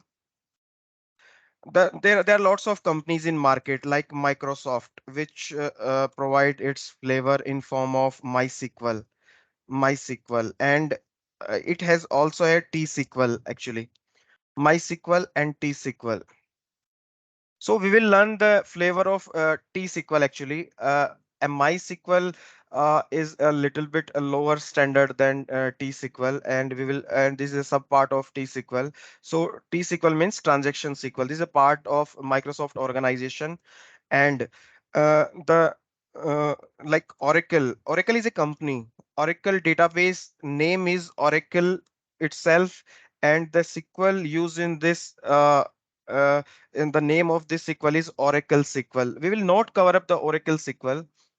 We will cover only the SQL, the T-SQL, which is provided by the Microsoft. Even though we will correlate with and we will parallelly run the Oracle queries with Microsoft if on your demand actually. And some of the also flavor of SQL provided by the IBM company. IBM company provided the IBM DB2 database name, IBM DB2. IBM DB2 SQL. Well, we will not cover this SQL because this IBM DB2 is discarded, not used much in the organization. One of the most useful and one of the most used Microsoft SQL is a T-SQL. Actually, we will cover up this part. Hopefully, this will clear your thoughts, Sam. And let me know if you have any further queries in this. Okay, it's great. Thank you. Yeah, great. Anybody have some point to add in this session? I won't take your much time because already we have like cover up means we will take your time again. It will pass like 1:30, 1 and 30 minutes already. So hopefully this will clear you guys. Could you can anybody confirm me that this is clear to you? Anybody have Yes, any yes, question? yes, Amit. Yeah, Clear. great, guys. We will connect hopefully tomorrow on this. And I'll and next this I'll pass this session to my colleague Sir, and I had a question. yeah, sure, Rameshwan. Yeah, sir, is stored procedure and all is like that kind of knowledge is required in. A little bit, because you need to store your queries. You don't want to write some select statement on daily basis. I think you should create your queries once and forget it. I think this will make sense. Uh, you need to Yeah. store. Yeah, great, So, great, Rameshwar. but in any big data job, will you be writing stored procedures? I know, like as a developer, you're required to write like. Okay, Yes. okay. Let me pick up this question. Okay. Yeah, great, Arun, great. I am Arun. Okay. Let me pick up this question. So, Santosh, you rightly asked this question. Okay. So, yes, we use SQL stored procedure in big data world also. SQL is very much core and heart of the big data engineering. Without SQL, you can't take a further step. Okay. Stored procedure is also used in SQL. Okay. So, you need to learn all these things. Stored procedure, CTEs, all those things actually you need to learn. Those are very much needed.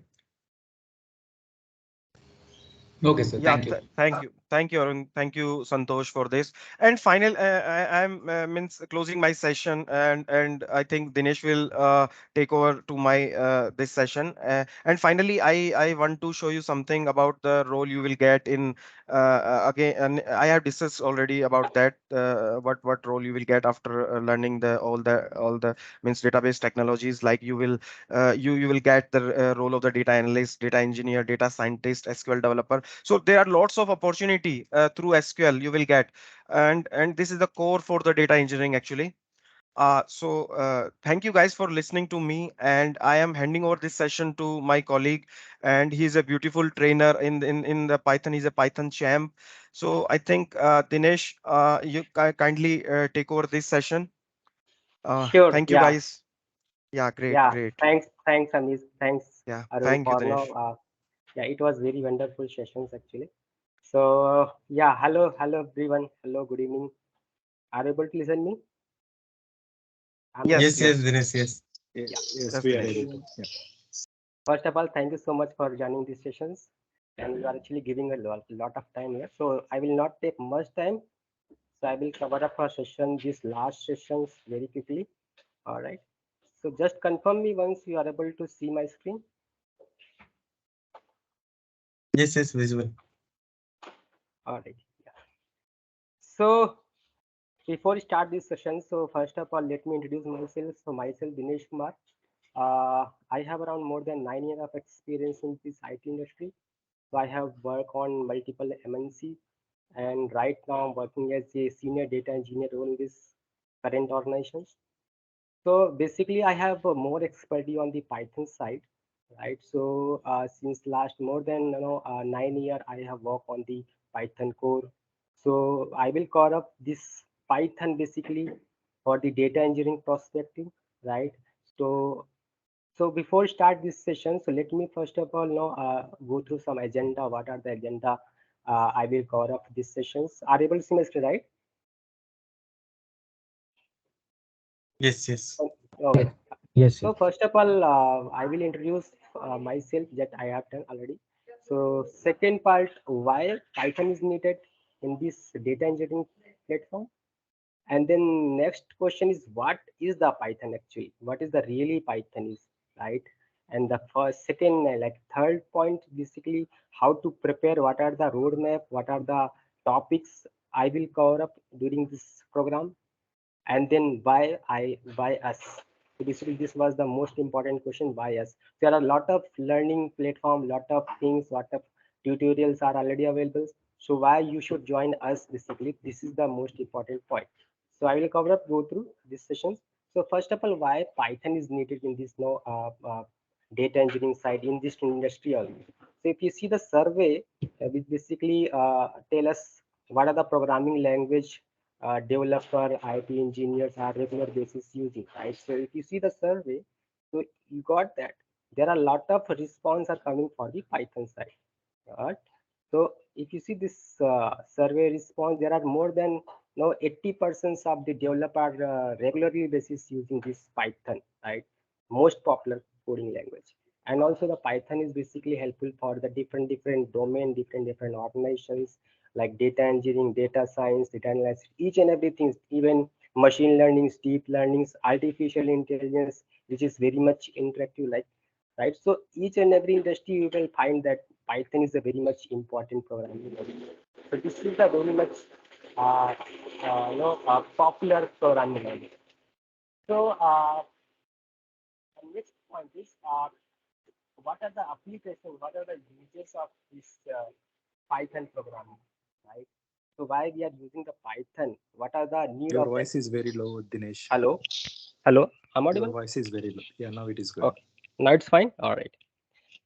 So the second question is in our mind that what is the application of Python and what is the use of that in our IT industry, right?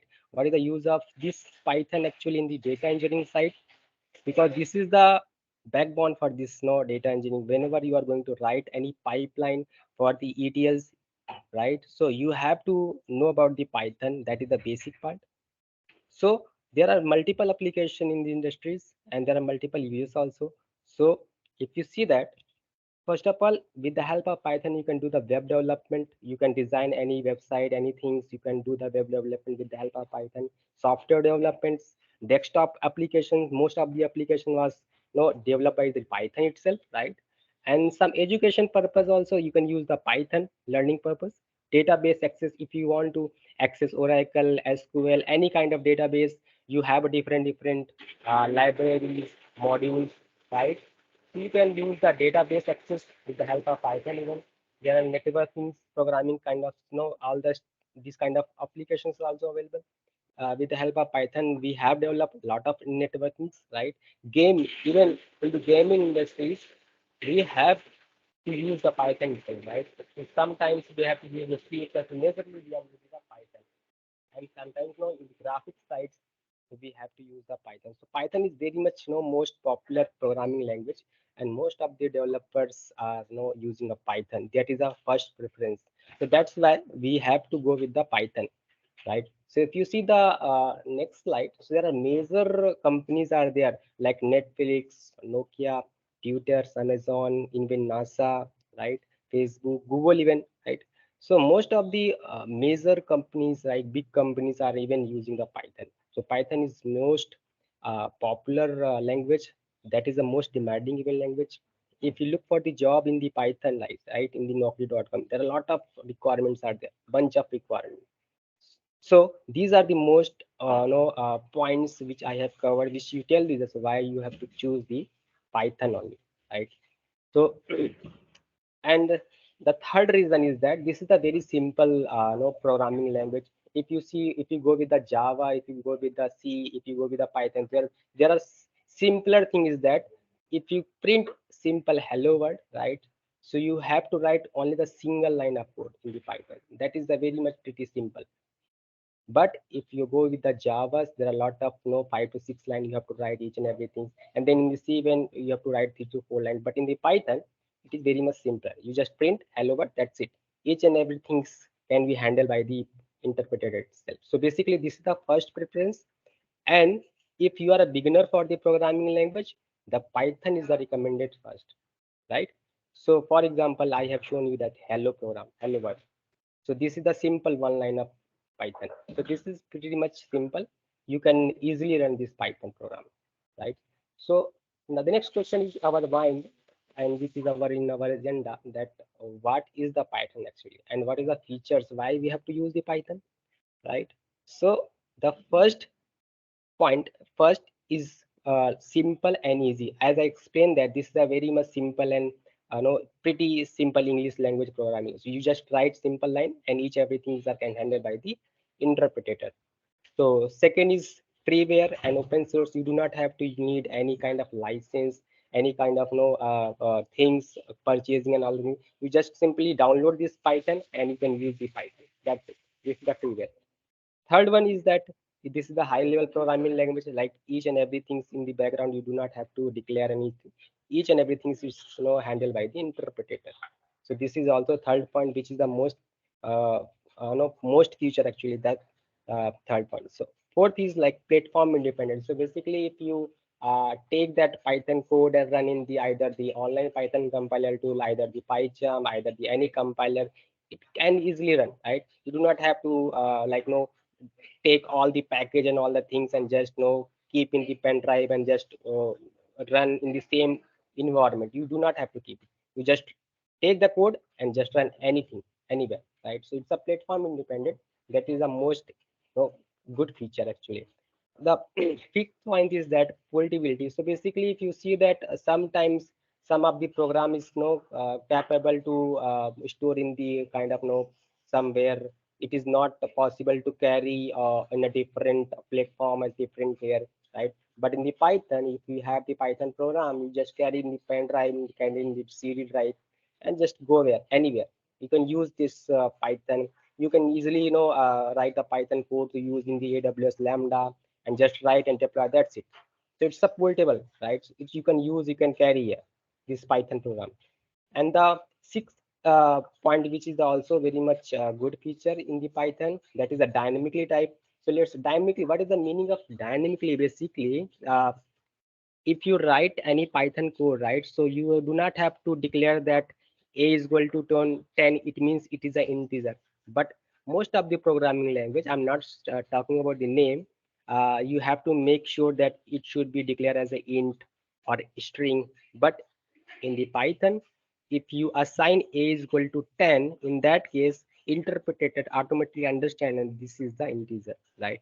So this most of the part actually take care by the interpreter itself. So it's basically a good feature, that is a dynamically type features, right? And third, like next point, which is the interpreter, that is also no good features you already explained, right? And next point is like procedure based oriented programming language as well as OOPS, basically object based programming language. You can create a class, you can create a method, you can use a procedure programming language even in the Python, right? So there are a lot of features in the Python. So you can use, you can extend up to the whatever you want. You can scale even. So let's suppose you have the features, you just want to scale up for the larger people, you can scale up. That is the possible in the Python. So that's why this is the Python, these are the feature. That's why we have to use the, we have to choose the Python, right?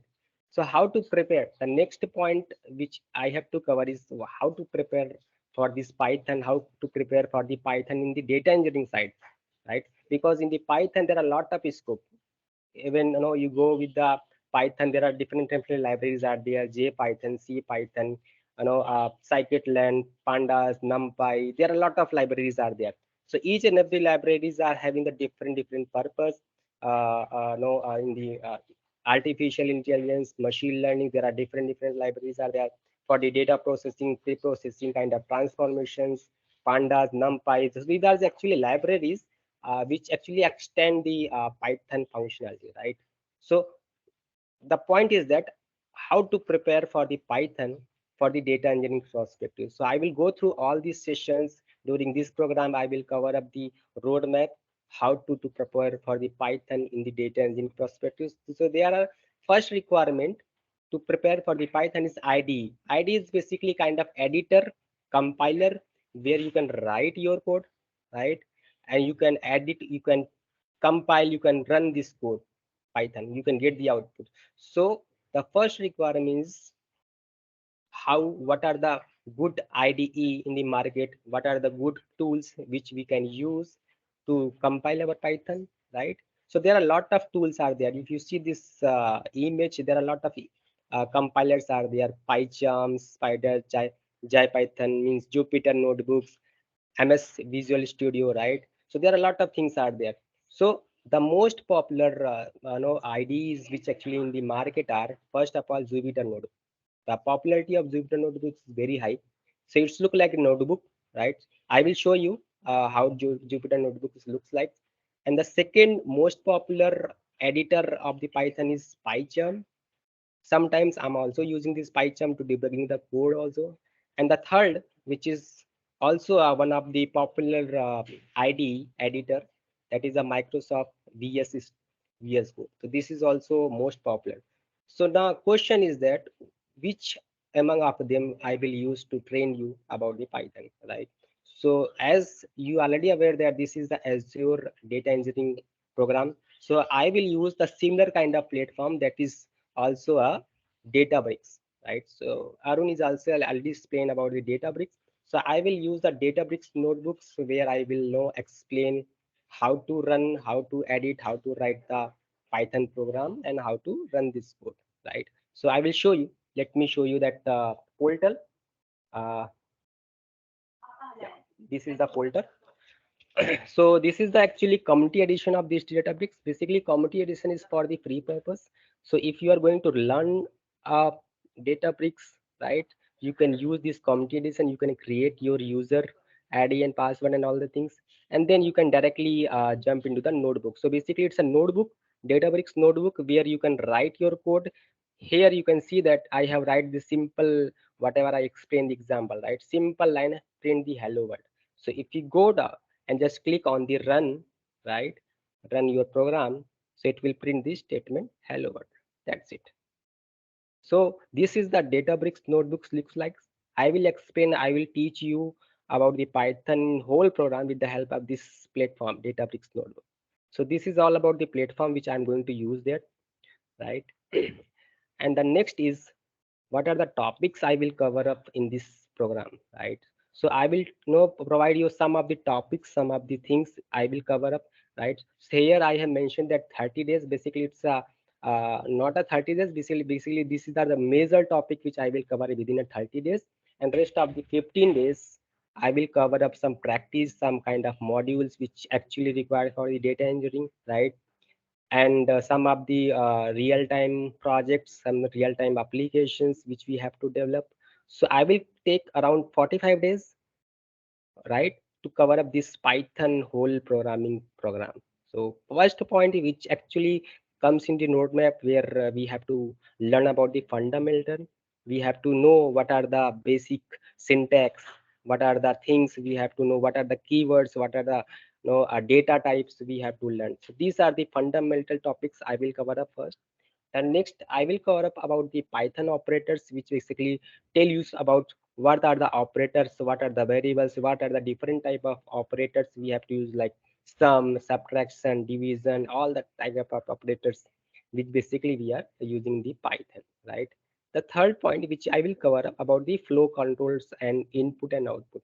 Flow control is basically kind of if and else conditions, kind of while loop conditions. So this if and else kind of, and input and output is basically kind of take the input from the users, print the output, display the output, all kind of things I will cover up in this third topic. And the fourth one basically is a data type in the Python. So data type, there are majorly we are using the string, list, set, dictionary, and these are the data type which basically most popular in the Python, and we are using mostly in this data type, right? So how we can declare, how we can convert, how we can know cast one data type to another data type in the Python. There are multiple methods, functions are there which we can use to know learn about the data type. The fifth point which I will cover up in this session is basically like modules and packages. Basically modules and packages kind of modules like pandas, numpy, sklearn, matplotlib. There are a lot of libraries are there. Some of the libraries are internal like OS, sys. Some of the libraries are external, basically pandas and numpy and all the stuffs. So depending on the requirement, if I require some extension of the data engineering, data science, we have to install, right? So I will discuss about the some of the major modules which we are using in the data engineering side, some of the packages also, right?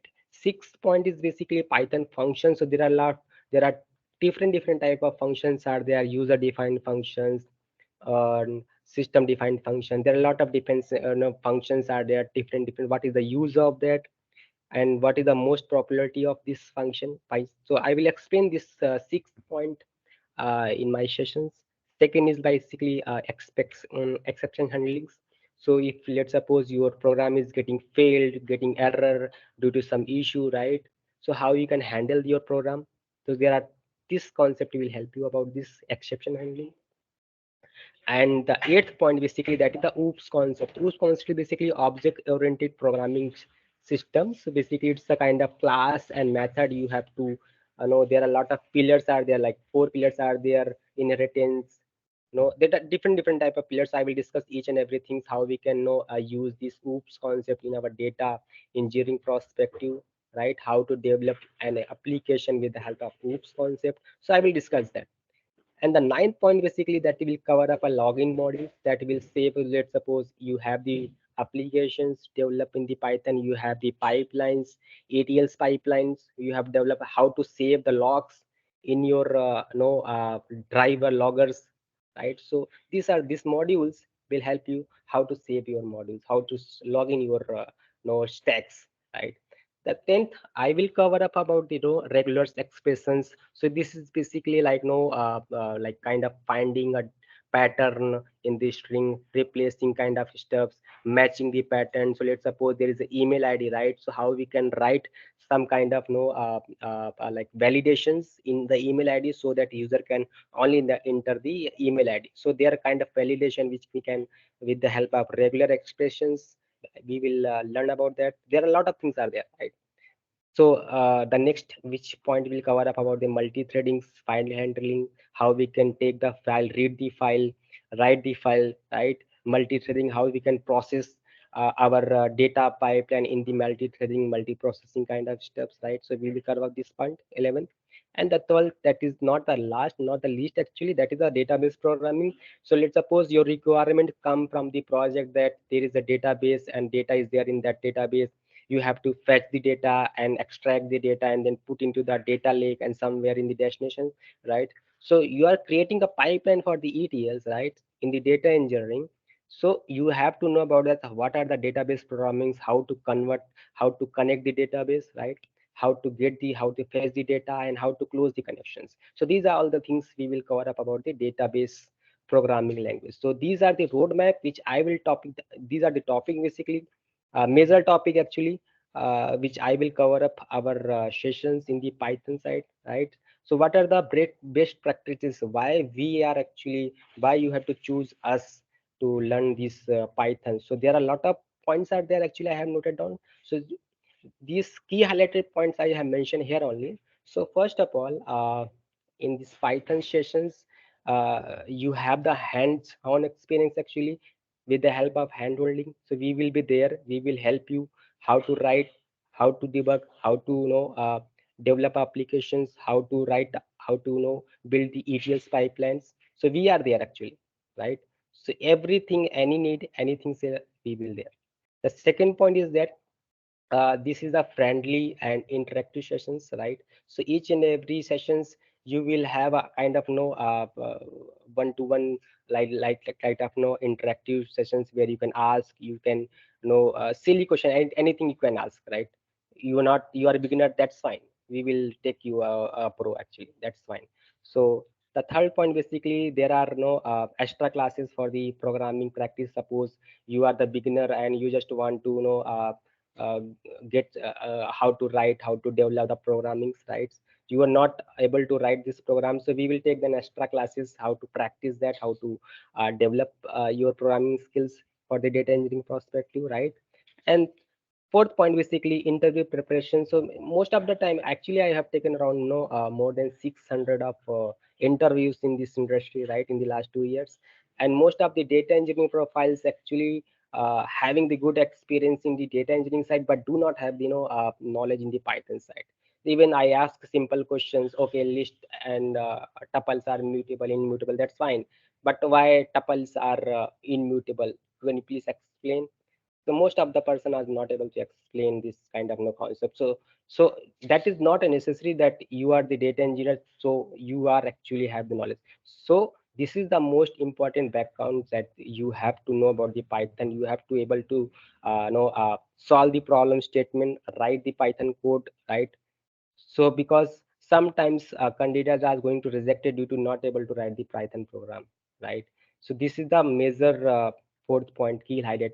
So in this point, we will help you about how to prepare for the Python interview event, right? Data engineering part. So interview frequently asked question, what are the questions basically we are getting in the industries? What are the frequently asked questions in the Python interviews, right? And there are a few daily few minutes I will expand about the question answer sessions. So any doubts, any clearance of the last sessions, so clear your doubts. So this kind of things we will practice in our sessions.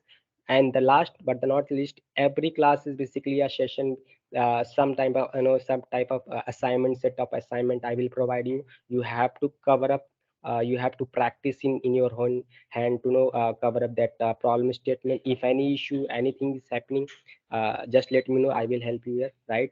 And the last point, which is basically a most important point, is basically you will get a certified after completion of this program. So this is whole about the uh, program, basically whatever I will cover up this Python only, right? So this is all about the things. Any question, any things you have in mind, right? You can ask me any things related to the Python, like concept, any content wise, any kind of query in the Python, you can ask anybody. Dinesh, this is Upendra. Sorry for the layman question. No So problem. basically, say the thing is that I'm trying to understand the use case for the Python to be fit into then data engineering world.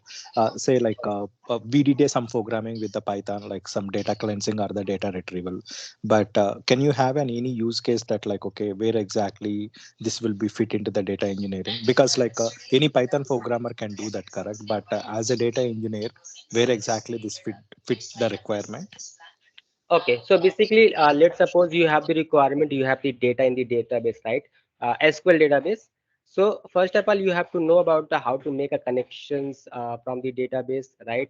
So either you can write your code in the PySpark or Python, anything, right? So Python is the basic you should aware about it, right? So Python, there are a lot of libraries are there in the database to connect that SQL, right? So you can connect the SQL, you can write your query, open the connection, close the connection, and there are no suppose you have the data in the PySpark, right? you have the data frame, you have to make some kind of transformation, some kind of column wise transformation, some kind of reduction of the data, right? So as per the requirement, you have to write the Python code to transform that data as per the requirement of the business. So this is the actually Python is a backbone of this data engineering. Until unless you're not aware about the Python, how you can write the ETL pipeline. So basically ETL pipeline in the background, it's a basically Python code in the form of PySpark, right? I hope Okay. So you mean to say is that like whatever the programming which we are doing, it will be used in the ETL pipelines. correct. Yes, yes, So yes. again, like that ETL integration, like an Informatica and other tools, they will be use this Correct. Yeah. Python. Yes. Oh, okay, got it. Yeah, thank you. Thank you. Okay, so Any one more thing, Open. So this Python language will be used in Databricks platform actually for scripting Mhm, purpose. So there we write mhm, actually functions. Okay, functions we mhm. write. Like suppose we want to connect our Databricks from database. Like I said, the Databricks is a processing platform. So this Yeah. is a processing platform. Data will be kept somewhere else, like it is kept in a Mm. database. So from there you need to make that connection. So how that connection will be built? That connection will be Yeah. built from Python code. So we have PyODBC Okay. libraries for SQL Okay. servers to make that connection. Or suppose as Dinesh said, like in particular column, suppose you want to do some kind of calculation. And suppose Yeah. those calculation is not present in SQL or PySpark. Okay, there Mm. is some complex calculation that we need to do. So how that calculation will be done? That calculation will be done by writing Python functions actually over that Got it. particular column. Getting point? Got it. Yeah, Okay. got the point. Yeah, thank you. No, the reason I'm just asking, like any Python Yes. programmer will do that. Like suppose if the desktop application, they can run as their own programming. But in the data engineering world, yeah, now I got the point. Like okay, in the Databricks platform, whenever you need something, you can develop a function, then you can integrate. And then Exactly. ETL one, like what Dinesh is also said. Like yeah, got it. Yeah, thanks. Exactly. Exactly. all right. Any other questions? Anybody?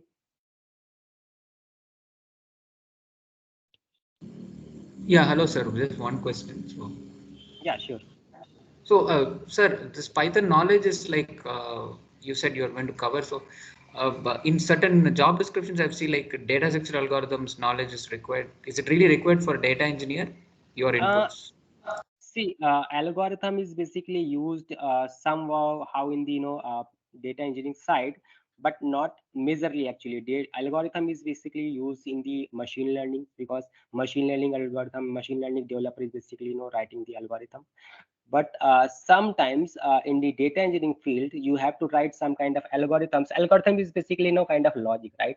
You have to write your own logic to meet the business requirements. So basically sometimes there is a complex situation is there, you have to kind of transformation, you have to write some kind of logic in the form of algorithm to convert your data in the desired format. Got it? So sometimes we have to know about the algorithm, right, in the data engineering. Okay. Yeah. Any other questions, anybody? Yeah, and one more thing is that like I have one more question. So during our training, like you guys are helping us. Mm, I mean, like the session say like Python. We know that like okay, it is an IDE. We can download an IDE and we can practice the session. But like for other things, if whatever the tools like is required, you guys can help us in the cloud and the working session sort of thing. Like can we expect these sort of things in then Sure, daily? definitely we are there. Actually we are hand holding, actually means we are there for any kind of any type of issues you are facing, right? Either it is belonging to the IDE, either it belongs to the cloud, anything. It's right. Okay, perfect. Yeah. Yeah. We will be uh we will be provisioning. I mean, if Dinesh is done, can I share the screen? Sure, yeah, take care. Thanks, Arun. Thanks. Thanks, Dinesh. It was really very lovely session. Okay, so Upendra, you ask one thing like uh, Yeah, the tools basically like I mean, Yes. irrespective of the Hmm. data breaks or like Hmm. the one like Python, anything Hmm. like okay. So So finally, all, like we need to be hmm. do like So some sort all of integration, correct? Yeah. yes, yes. So all those of things actually we'll be setting up. We'll be integrating multiple things at one place. So if you see here, okay, we'll be helping you in making all this setup like that I have here. Okay, Got like it. Awesome. here all the setups will be helping you to do. Like we'll be telling you like how we can set up all these things actually. Okay. Got it. Yeah. But uh, in the beginning, actually Python and SQL will go on. So these things will not be there. When I will come into picture, from there I will start making up this setup. In the beginning, Dinesh will be helping you to set up Databricks Community Edition. So that's what I explained that this is Azure Databricks, right? These are two Yeah. separate companies. So there is integration between them. So this Databricks Yeah. is also available separately. That is Databricks Community Edition, and that is lifetime free. Okay, so Okay. here Dinesh will be teaching you Python so that you know how can we write codes over this platform actually. Okay, so this is community edition. This is also here also we write the Databrick Python codes actually. Okay, so here so Dinesh will be picking up from there, and then when Azure comes, then we will be taking subscription on Azure, and then I will start you to take you through those Azure things actually. Azure and Spark Okay. and PySpark things actually. Okay. Perfect. Yeah. Thank you. Thanks, Yeah, Arun. perfect. Yes. So do anyone has any other question to ask?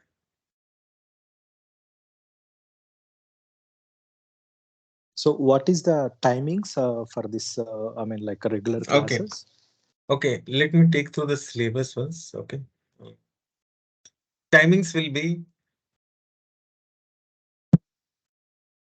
all the things has been written in this syllabus. Okay. So you see, initially till 1.5 months. Okay. Python and SQL will go on parallelly, 6 days a week. Okay. Monday, Tuesday, Wednesday, and then Friday, Saturday, Sunday.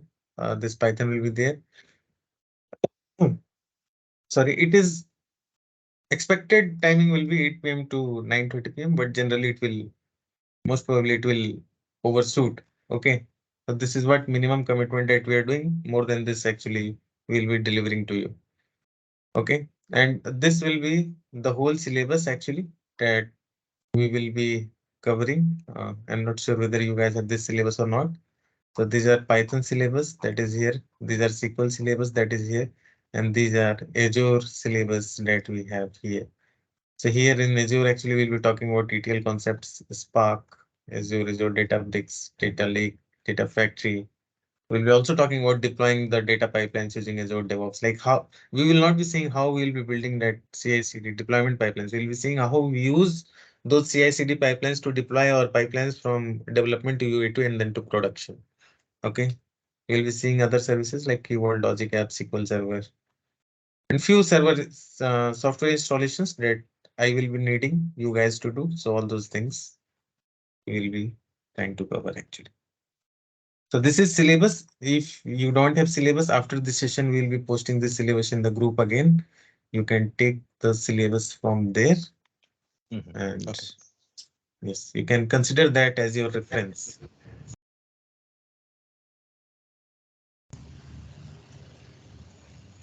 Yeah, sir, I had a question on. Yes, yes, please tell me. Sir, this streaming data, this Kafka is asked in No, no, some ladies and all. So is it how important no. is it, and is it necessary It is for? not mandatory. We'll be dealing batch data. We'll be not dealing streaming data. It is not mandatory. Okay. Learning these things will only consume your a lot of time. Getting expertise on all these things. Okay. And these things are sufficient for you to land a good job actually. Even you know Databricks, Python and SQL and Spark and Data Lake, you're good to go to give the interviews actually without knowing the other services.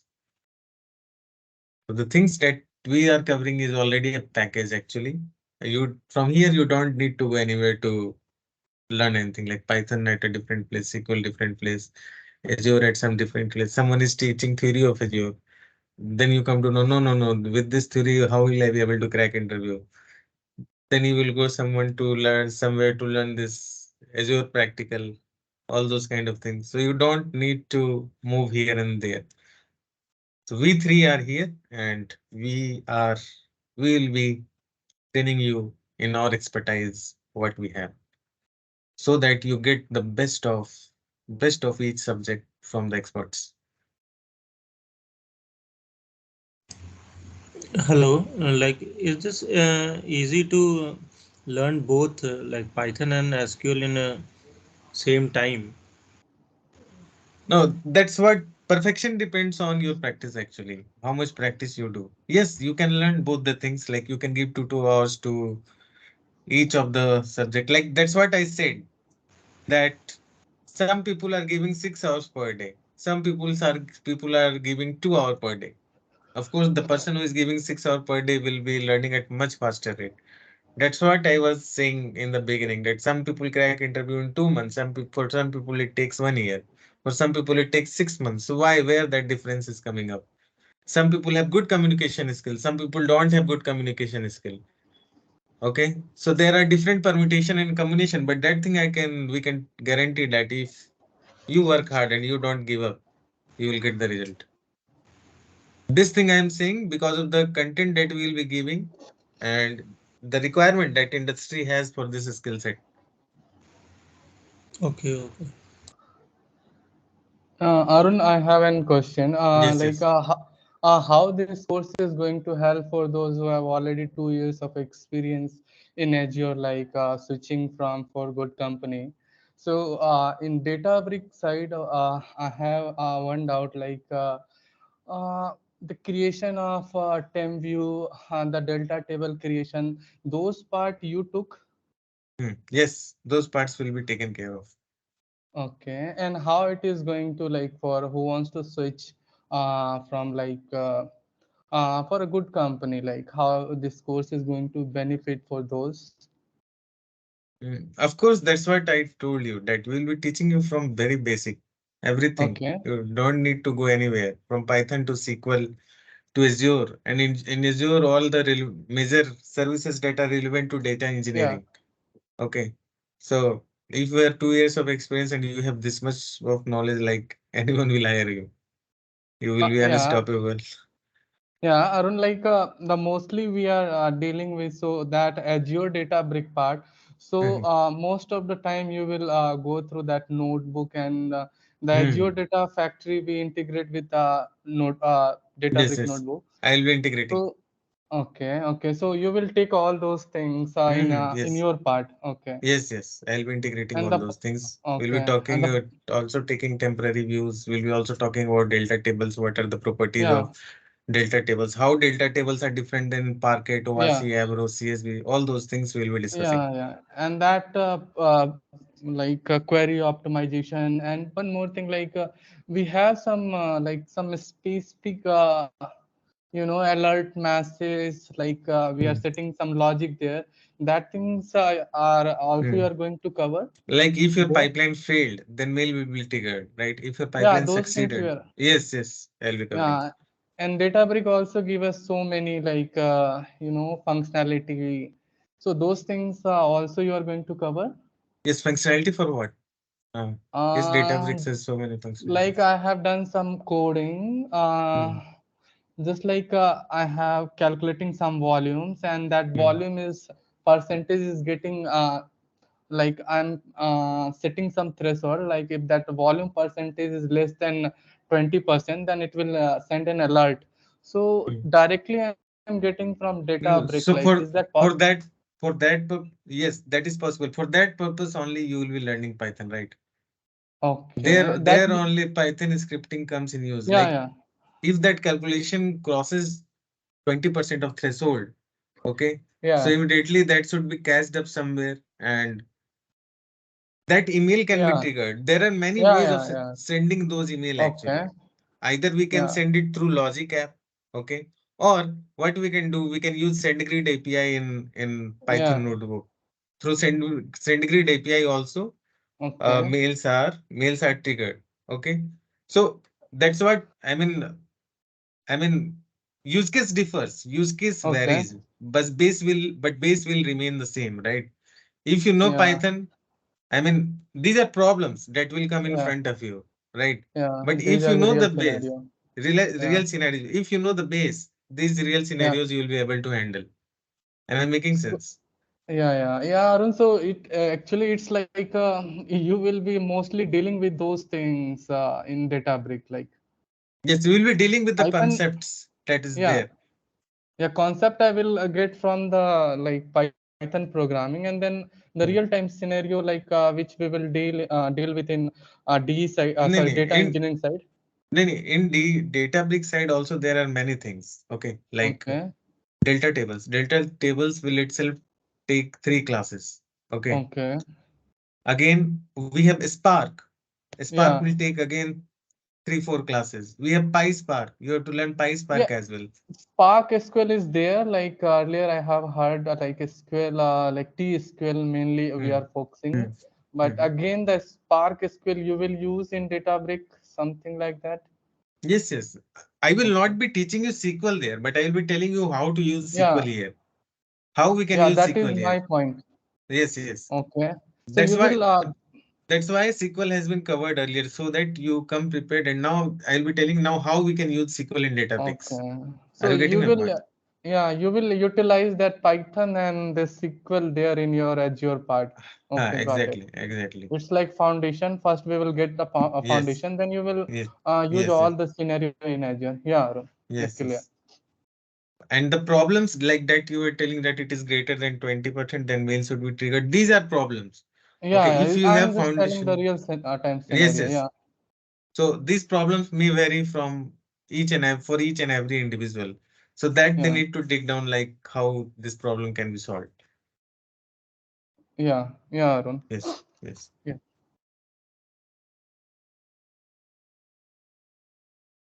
Anything else? Not from my side, Arun. Great, great. Anyone else?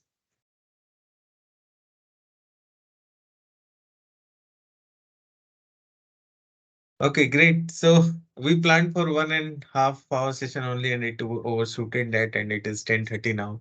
And it was really a very lovely and interactive session with you all.